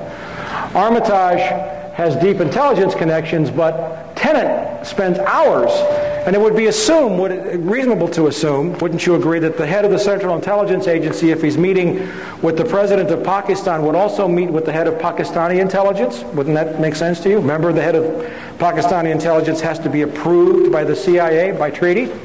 The guy's name is Lieutenant General Mahmood Ahmad. Source, the Indian Sapra News Agency, May 22nd. I have copies of all of these. My $1,000 is safe. June 2001, German intelligence, the BND, the Bundesnachrichtendienst, warns the CIA and Israel that Middle Eastern terrorists are planning to hijack commercial aircraft to use as weapons to attack important symbols of American and Israeli culture. Source, the Frankfurter Allgemeine Zeitung, that's a great newspaper in Germany, September 14th. July 2001. 3 American officials, Tom Simmons, former U.S. ambassador to Pakistan, Carl Inderfirth, former Assistant Secretary of State, Lee Coldren, former State Department expert on South Asia, meet with Pakistani and Russian intelligence officers in Berlin and tell them that the U.S. is planning military strikes against Afghanistan in October. A French book, La Vérité Interdite, discloses that Taliban representatives often sat in on the meetings. U.S. is going to the Taliban, now get this, and says, we're going to bomb you to smithereens in October. Could we call that provocation? Historically, there is a model. Franklin Roosevelt shut off the Japanese from oil supplies in the late 30s and early 40s to provoke them into attacking Pearl Harbor. Sources: The Guardian, September 22nd, the BBC, September 18th, and the Interpress News Service in Pakistan, November 16th. Summer 2001, according to a September 26th story in Britain's The Guardian, correspondent David Lee reported that U.S. Department of Defense official Jeffrey Starr visited Tajikistan in January. The Guardian's Felicity Lawrence established that U.S. Rangers were training special troops in Kyrgyzstan at that time. And there were unconfirmed reports that Tajik and Uzbek special troops were training in Alaska and Montana. Summer 2001, Pakistani ISI chief General Mahmoud, remember the guy I talked about, the guy that has to be approved by the CIA director by treaty? You're going to love this. Pakistani ISI chief General Mahmoud orders an aide to wire transfer $100,000 to Mohammed Atta, the lead hijacker.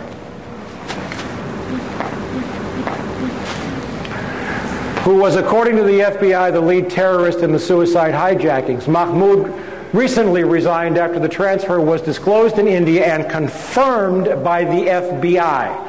Source: The Times of India, October 11th. Our allies wiring $100,000 to the lead hijacker before the attacks. Summer 2001, an Iranian man phones the U.S. law enforcement to warn of an imminent attack on the World Trade Center in the week of September the 9th.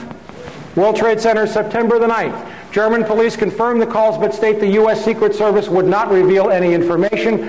I got this from the German news agency Online, i.e. September 14th, 2001. August 2001. The FBI arrests an Islamic militant linked to bin Laden in Boston. French intelligence sources confirm the man is a key member of bin Laden's network, and the FBI learns that he has been taking flying lessons in Boston. At the time of his arrest in Boston, where two of the planes are hijacked, the man is in possession of technical information on Boeing aircraft and flight manuals. Reuters, September 13th. Summer 2001, Russian intelligence notifies the CIA that 25 terrorist pilots have been specifically training for suicide missions. This is reported in the Russian press, and I have one of my sources, I have several sources who are former CIA officers, translated the article for me. July 4th through 14th, Osama bin Laden receives treatments for kidney disease at the American hospital in Dubai and meets with the CIA official who returns to CIA headquarters on July 15th. This is the guy who blew up the Cole and the embassies that Bill Clinton signed an order it's okay to execute. He gets treatment at an American hospital in Dubai and flies out on a private plane. Oliver North in the 80s, Oliver North is one of my least favorite people, but he sent Navy planes to track down terrorists on the Achille Lauro. The moment bin Laden entered international airspace, he would have been fair game. The source for this story is Le Figaro, French newspaper, October 31st. Now, I got to throw in a caveat here. Le Figaro is owned by the Carlyle Group. These guys can't control everybody, okay? And they can't control reporters. Le Figaro was emphatic that they had confirmed the details of the story. The CIA immediately came out with an adamant denial, but the CIA never lies. So did some people at the hospital. But you don't have to take the story as all or everything. But Le Figaro has not retracted the story. August 2001, Russian President Vladimir Putin orders Russian intelligence to warn the U.S. government in the strongest possible terms of imminent attacks on airports and government buildings. I watched it on MSNBC on September the 15th. August, September 2001, the Dow Jones Industrial Average drops nearly 900 points in the 3 weeks prior to the attack. A major stock market crash is imminent. September 3 through 10. MSNBC reports on September 16th that a caller to the Cayman Islands radio talk show gave several warnings of an imminent attack on the U.S. by bin Laden in the week prior to 9/11. These are just some of the advance warning bits that we have. Now, September 1 through 10. Some 25,000 British troops the largest British naval armada since the Falkland Island War. It's not Essential Harvest. It's called Swift Sword. An operation in the planning for 4 years. Are set to deploy to Oman in the week before the September 11th attacks. It takes years to plan this kind of a deployment. And yet the British government had been planning it for 4 years. After the attack on the 11th, there was a slight hiccup.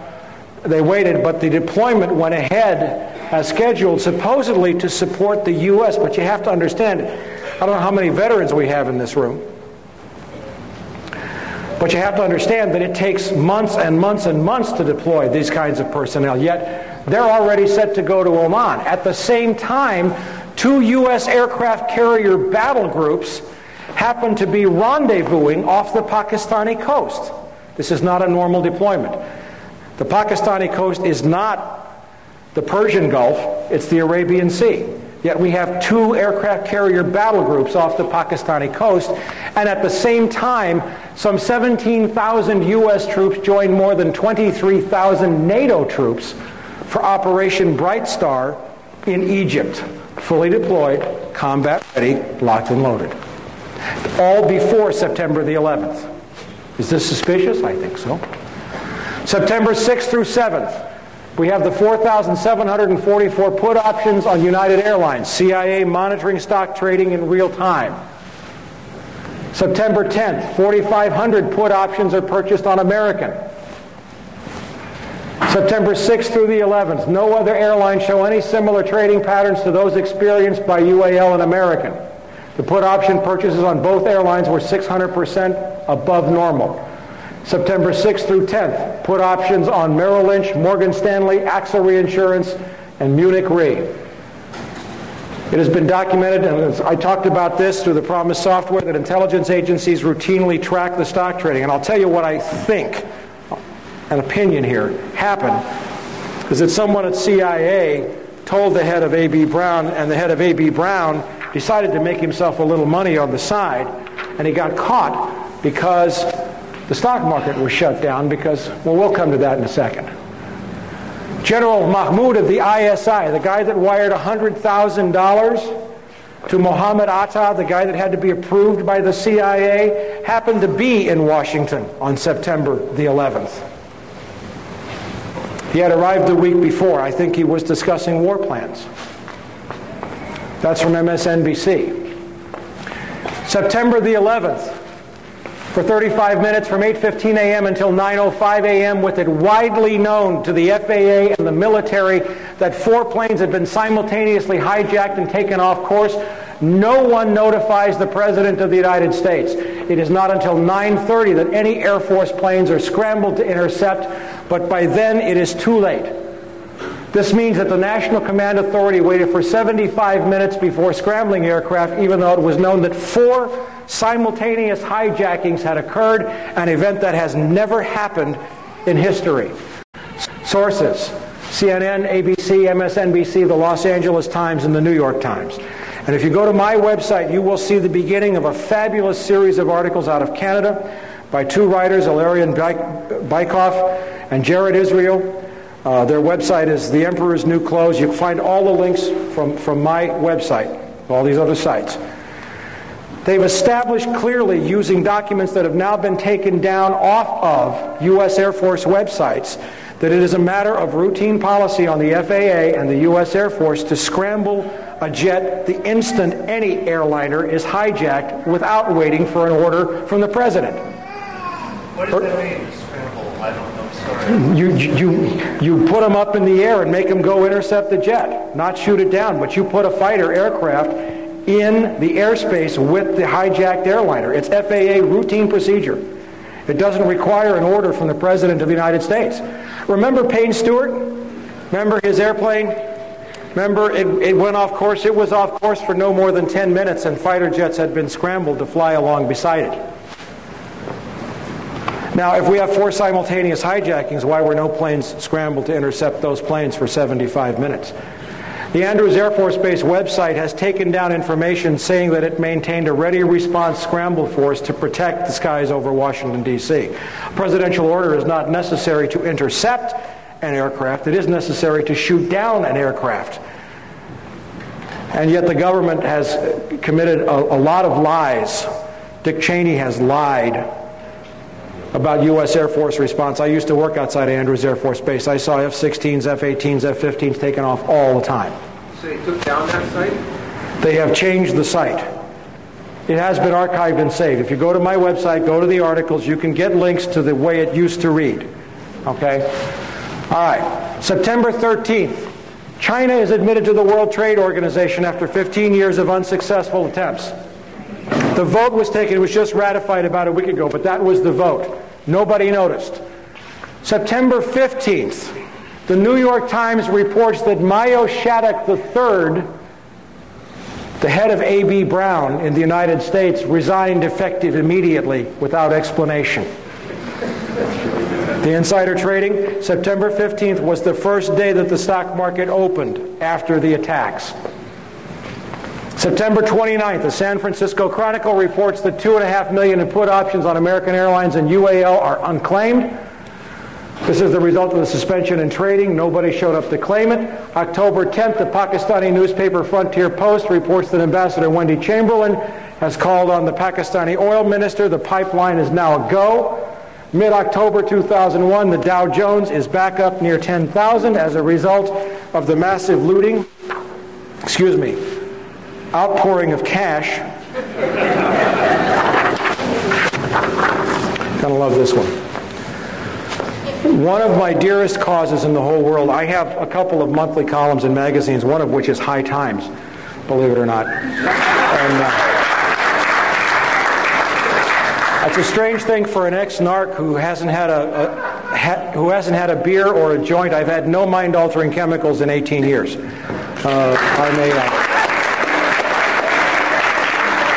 It'll be 19 in January. I'm a recovering alcoholic, and I work a lot with men in recovery. I've written more than 30 articles on the subject of drug addiction and recovery for the U.S. Journal of Drug and Alcohol Dependence, and I can tell you that drug addiction is a medical, social, and spiritual problem. It is not a criminal problem.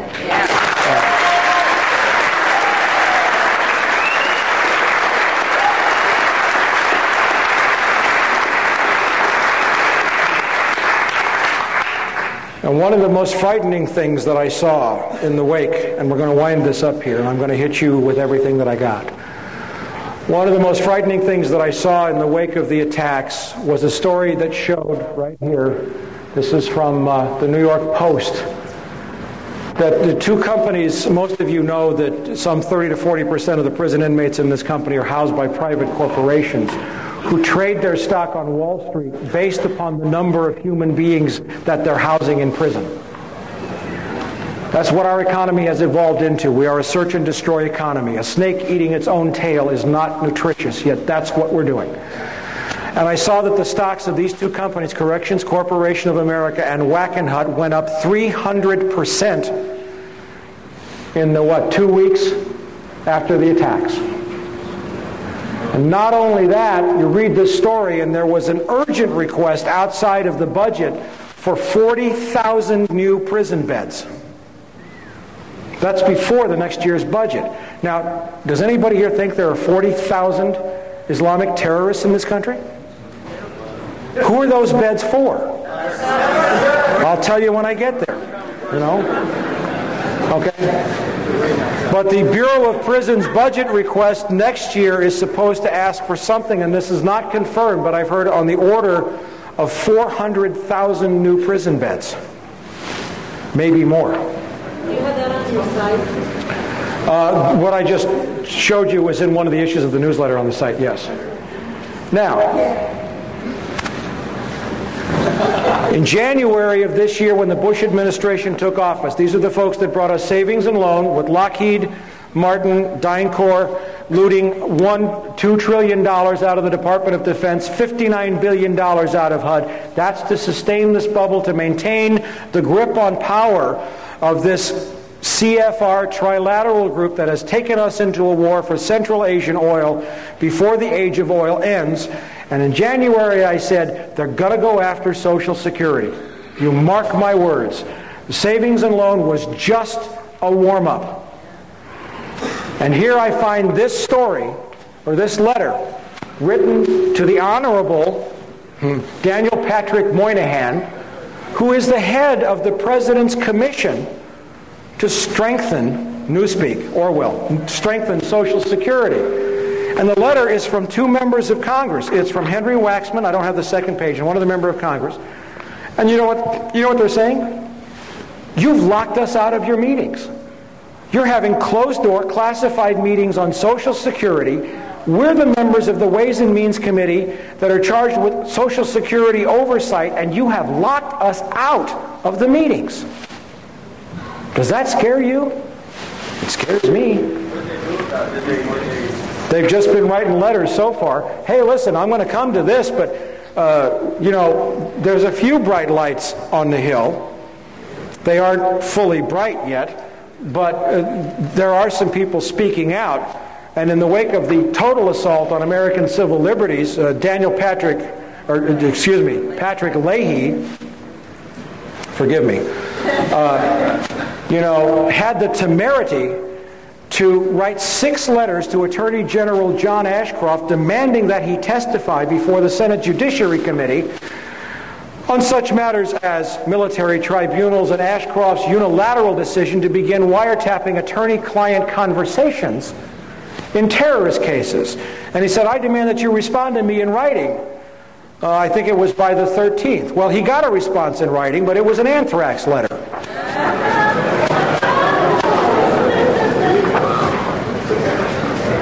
You notice they're only going to Democrats?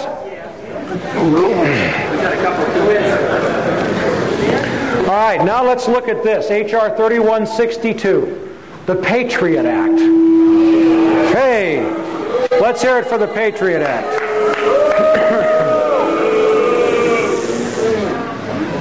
Now it's group therapy. That's good. Okay. In the most recent issue of From the Wilderness, we covered some of the highlights or the lowlights of this bill. And I want you to listen to me very closely. This is your Constitution. We're coming now to pay the bill for the price that you, and remember how I defined you at the beginning of this presentation as all of the American people who failed to reconcile accounts after the assassination of John Kennedy, of Bobby Kennedy, of Martin Luther King, of Iran-Contra, of Vietnam, of Panama, of savings and loan, of the genocide of 2 million people in Rwanda, of the rendering to radioactive waste of large portions of Iraq with depleted uranium that's contaminated with plutonium, the displacement of 1 million people in Colombia within the last year. The bills are coming due, and now it's your turn to pay. The Patriot Act that was passed just recently includes several provisions. First of all, the FBI can enter your home in a criminal investigation. I think it's criminal. They might have said terrorist. It doesn't make any difference how you define it. When you're not there, without a search warrant. They may seize whatever they want to seize and use it to convict you in a court of law for a crime when you didn't even know they came. Now, how many people know that the Fourth Amendment to the United States Constitution is supposed to protect us against unreasonable searches and seizures?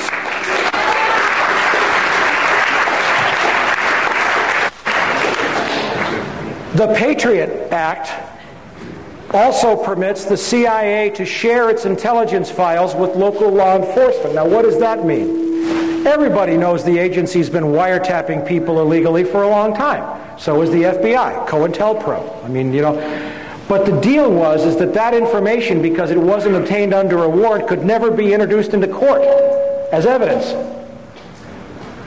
Now when the CIA turns all that information over to the Los Angeles Police Department or the Chicago Police Department, they can write that up as a probable cause statement, go out and find one other piece of evidence, and put it all into court. Gee, the Fourth Amendment is gone. The exclusionary rule is gone. The Act also provides that local police agencies can share their intelligence with the CIA, who may in turn share it with foreign intelligence agencies. We have the beginnings of a global secret police. Echelon is a program of wiretapping run by the United States, Great Britain, Australia, New Zealand, and Canada. And it was originally set up on the premise, gee, it's illegal for CIA to wiretap Americans, but there's nothing wrong with the Canadians doing it. And Americans will wiretap the British, and the Australians will wiretap, and then we all share it. That's Echelon. And now all that information now under the Patriot Act can now be used in terrorist criminal prosecutions. And it's going to get worse for you in just a minute here, if it isn't bad enough already. Okay. In addition, the Patriot Act allows cops to search for judges. You don't have to go to a judge in your jurisdiction. You can go to Joe Friendly judge, thereby cutting out any judge that might refuse a warrant because it's not illegal. Or because it's illegal, excuse me. Now we have John Ashcroft saying he's going to wiretap attorney-client conversations in terrorist cases. Terrorist cases I'm only going to do it, I swear, involving cases of terrorists with foreigners. Now, the Fifth Amendment to the United States Constitution says that we have an absolute right against self-incrimination, and protected communications are those between an attorney and his client, a husband and his wife, a priest or a spiritual leader and his confessor. Gone. We have President George Walker Bush announcing by fiat, and it evoked a stirring series of editorials by conservative columnist William Safire, that he will now have military tribunals to try terrorists could be held here in the United States. And in those military tribunals, they don't have to reveal evidence if it's in the interest of national security. They don't have to disclose the voting. They don't have to publicize the trial. And the person convicted can be executed even if 1/3 of the officers disagree. The Sixth Amendment to the United States Constitution provides the right to a fair and speedy trial, the right to confront one's accusers and to examine the evidence against him. Also, under the Patriot Act, it is legal for the FBI to come into any business on a terrorist investigation and seize all of the business records. And what's more, there's a clause in there that says that if it's your business, you can't tell anybody that the FBI was there, or they can lock you up. There goes the First Amendment, the freedom of speech, part of the First Amendment. Now, people who read this, who want to defend the Bush administration, will say, good grief, they wrote a sunset clause into this. It's supposed to go away after 4 years. Well, if you read the sunset clause, and it's in my last issue of From the Wilderness, there's a provision in there that says this clause applies except for in any case where the investigation was begun before the sunset clause takes effect. The sunset clause doesn't exist. All they have to say is, we started this investigation before it's a date in 2005. And there is no sunset clause. There is no Santa Claus. Maybe. This is just the beginning. I didn't become a policeman to break laws. I became a policeman to protect people and to enforce laws. In the article in Inside Magazine, it was mentioned that you didn't get a chance to read the bill completely before you had to vote on it. Is that true? That is interesting because a lot of people are fascinated with that possibility, and it is true. And they think, well, is this the first time that's happened? And I say, no. Anything that's important, that's the usually way they do it. Unfortunately, what they do is they pull these shenanigans and say, you don't have much time. But we looked real hard for that bill. And even while I was going to the floor, the staff still could not get it off the internet. So that in itself should have been a reason for everybody to vote against it. So there was not a full disclosure there. We had an idea that they were taking a reasonably bad bill and substituting a very bad bill, which was the Senate version. The House had actually cleaned up the Senate version to some degree, but they switched it at the last minute. We did not have it in front of us, so that even made it that much easier to vote against. And I am a very poor example. 23 years. I've been shot at twice. I've been made homeless. I've been forced into bankruptcy. I was told that if I ever had children, they'd be killed. I was denied employment. I was arrested on phony charges. I've had all of that in 23 years, and yet my sacrifice pales by comparison to some brave men I know. And I'll mention two out of dozens that I know. One is Celerino Castillo, a DEA agent who lives in McAllen, Texas, in poverty, who watched the CIA loading planes full of cocaine at Ilopango Airfield in El Salvador, who confronted Vice President George Bush then, and who was told to leave it alone. It's a White House operation. The DEA forced him out and almost killed him like Serpico. And the other is a Marine colonel by the name of Jim Sabo, who caught those CIA C-130s flying cocaine onto his base at El Toro Marine Air Station and was murdered because of it.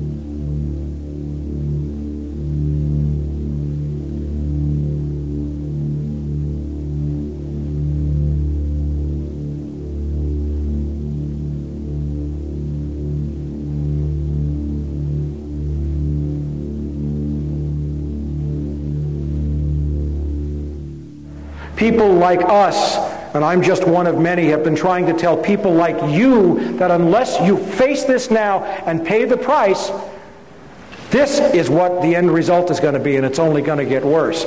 Catherine Austin Fitts has a great saying, if we can face it, God can fix it. But it can't happen until we face it. Now let me show you what's on the drawing boards. This is being debated right now. Model State Emergency Health Powers Act as of October 23rd. This goes in conjunction with the 300 million doses of smallpox vaccine that are being ordered. This is an act that will give state and local governments the right to seal off neighborhoods, herd people into stadiums, close down all transportation, water, and communications, seal off everything, suspend the Constitution, seize property, and suspend the writ of habeas corpus.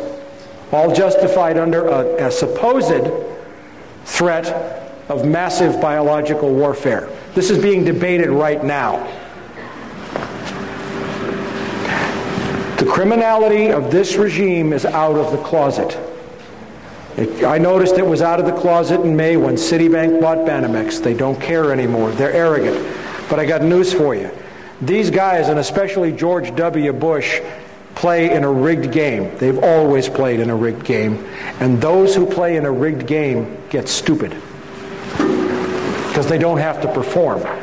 Their arrogance gets them. Now, if you have any lingering doubts, and you can go to my website and read all of these documents of Operation Northwoods.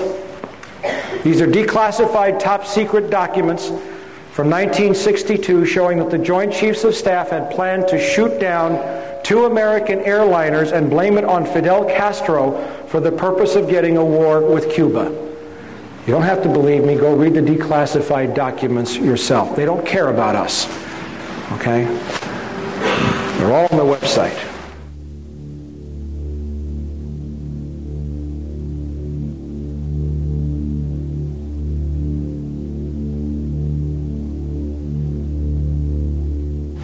The victorious warlord set to open opium floodgates. The Northern Alliance is planting opium poppies hand over fist, and the CIA will control that drug trade and control the money to keep the bubble on Wall Street afloat. Now, I want to leave you with a couple of thoughts.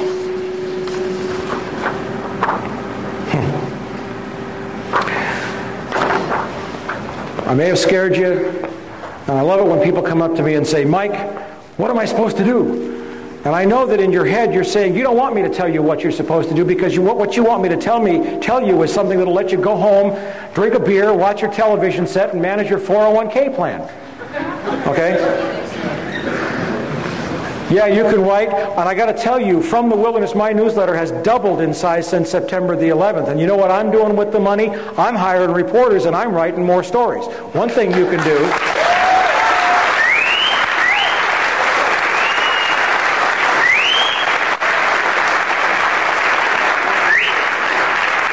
One thing you can do is vote with your money. Stop giving money to people who lie to you. Okay?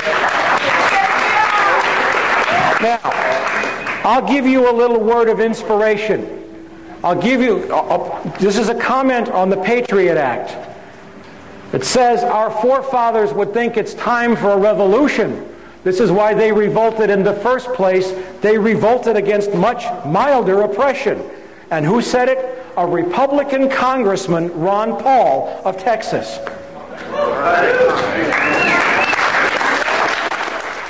To vote against the Patriot Act was a very easy vote for me. To me, it was a clear violation of the civil liberties of all Americans. It was called Patriot Act because they didn't want anybody to vote against it, claiming that if you didn't vote for it, you weren't a patriotic American citizen.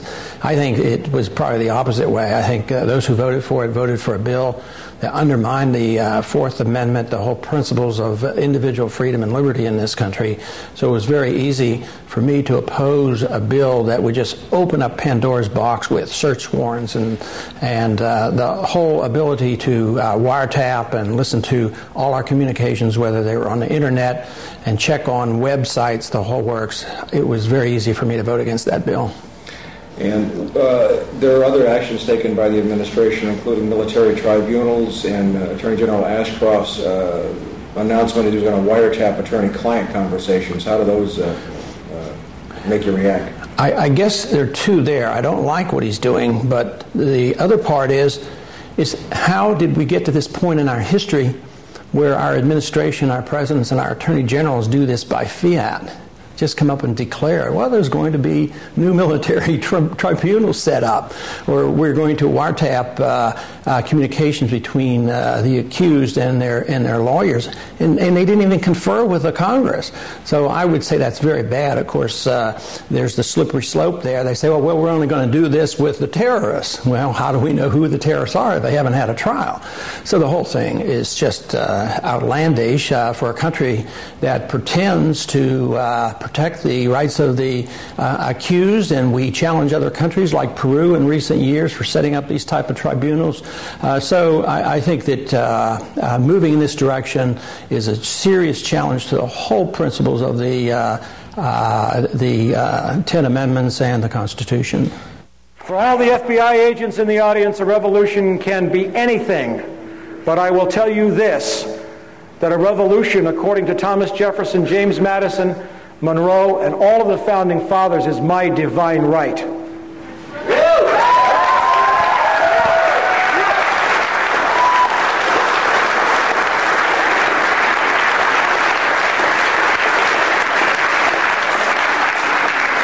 One of the most offensive statements I have heard since September the 11th was Pennsylvania Governor Tom Ridge, when he was sworn in. And he said, civil liberties are one of the most precious gifts that we give our citizens. I got news for you, Governor Ridge. These are inalienable rights. You don't give nothing to me, we give them to you.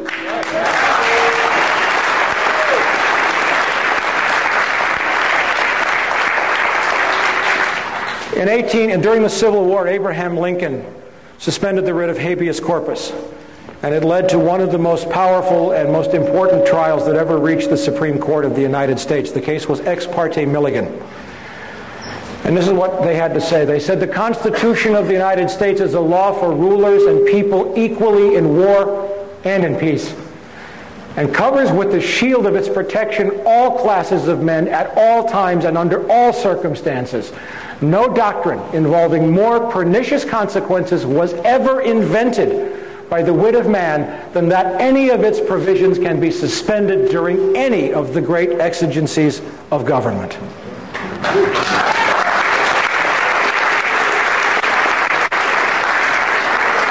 That was when we had a Supreme Court. Now, I want you to bear in mind, you may think that the system of government is still mildly working here. That, well, we had a law and you know what, so Congress is working, but you know, Congress is totally subdued. They're rolled over. They're they're not fighting, so you think it's the court. But bear in mind that the current Supreme Court is the one that illegally gave George W. Bush the election victory. And when I say illegally, I mean it was a butchery in the major media, because the Florida law said the clear intent of the voter. And what happened was the Supreme Court stopped the counting when there were thousands of ballots left uncounted that would have shown the clear intent of the voter, and said, we're going to make a one-case exception here, and we're going to say that we stopped the count, and we're going to just recount the votes that we have and ignore the votes where we could still determine the clear intent of the voter. That was an illegal decision. So where do you go after that? The first most important thing that the American people should remember is how George Bush came to the White House. 1, through fraud, and 2, through buying the election. The most money ever spent in the history of the United States for this office. That's a crime, and that's a shame. All right, we are living, get this, in an empire. Bill Sapphire said this about George W. Bush. He said, on what legal meat does this our Caesar feed? Bill Sapphire said that. Okay? And it is an empire. Now, I want to go all the way back, and I want to take you back before I shut up here and leave you with one of my favorite quotes of all time. The foundation of all mental illness is the avoidance of legitimate suffering. And the country is mentally ill. It'll wake up sooner or later. I don't know when. I'm not God. I don't know where this is going. I know that my job is to teach. My job is to give you information. And my job is to clarify for you what's at stake here. Let's look at the fact that, and this is the most important point, it appears to me that the American people might have a criminal syndicate running their government. This will be especially important if we were to consider changing the structure of the intelligence community, and that is the challenge of... What's at stake here is your liberty. This is a criminal administration. It will not stop. It cannot turn back. President Bush broke the Presidential Records Act of 1978 by refusing to release the Ronald Reagan papers.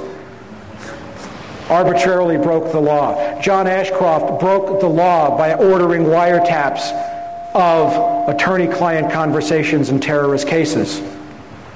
The Supreme Court doesn't exist. They're grabbing for the power right now, and you better rest assured, as sure as I'm standing here tonight, that the war that's supposed to be taking place against terrorism is also a war against you. Thank you very much.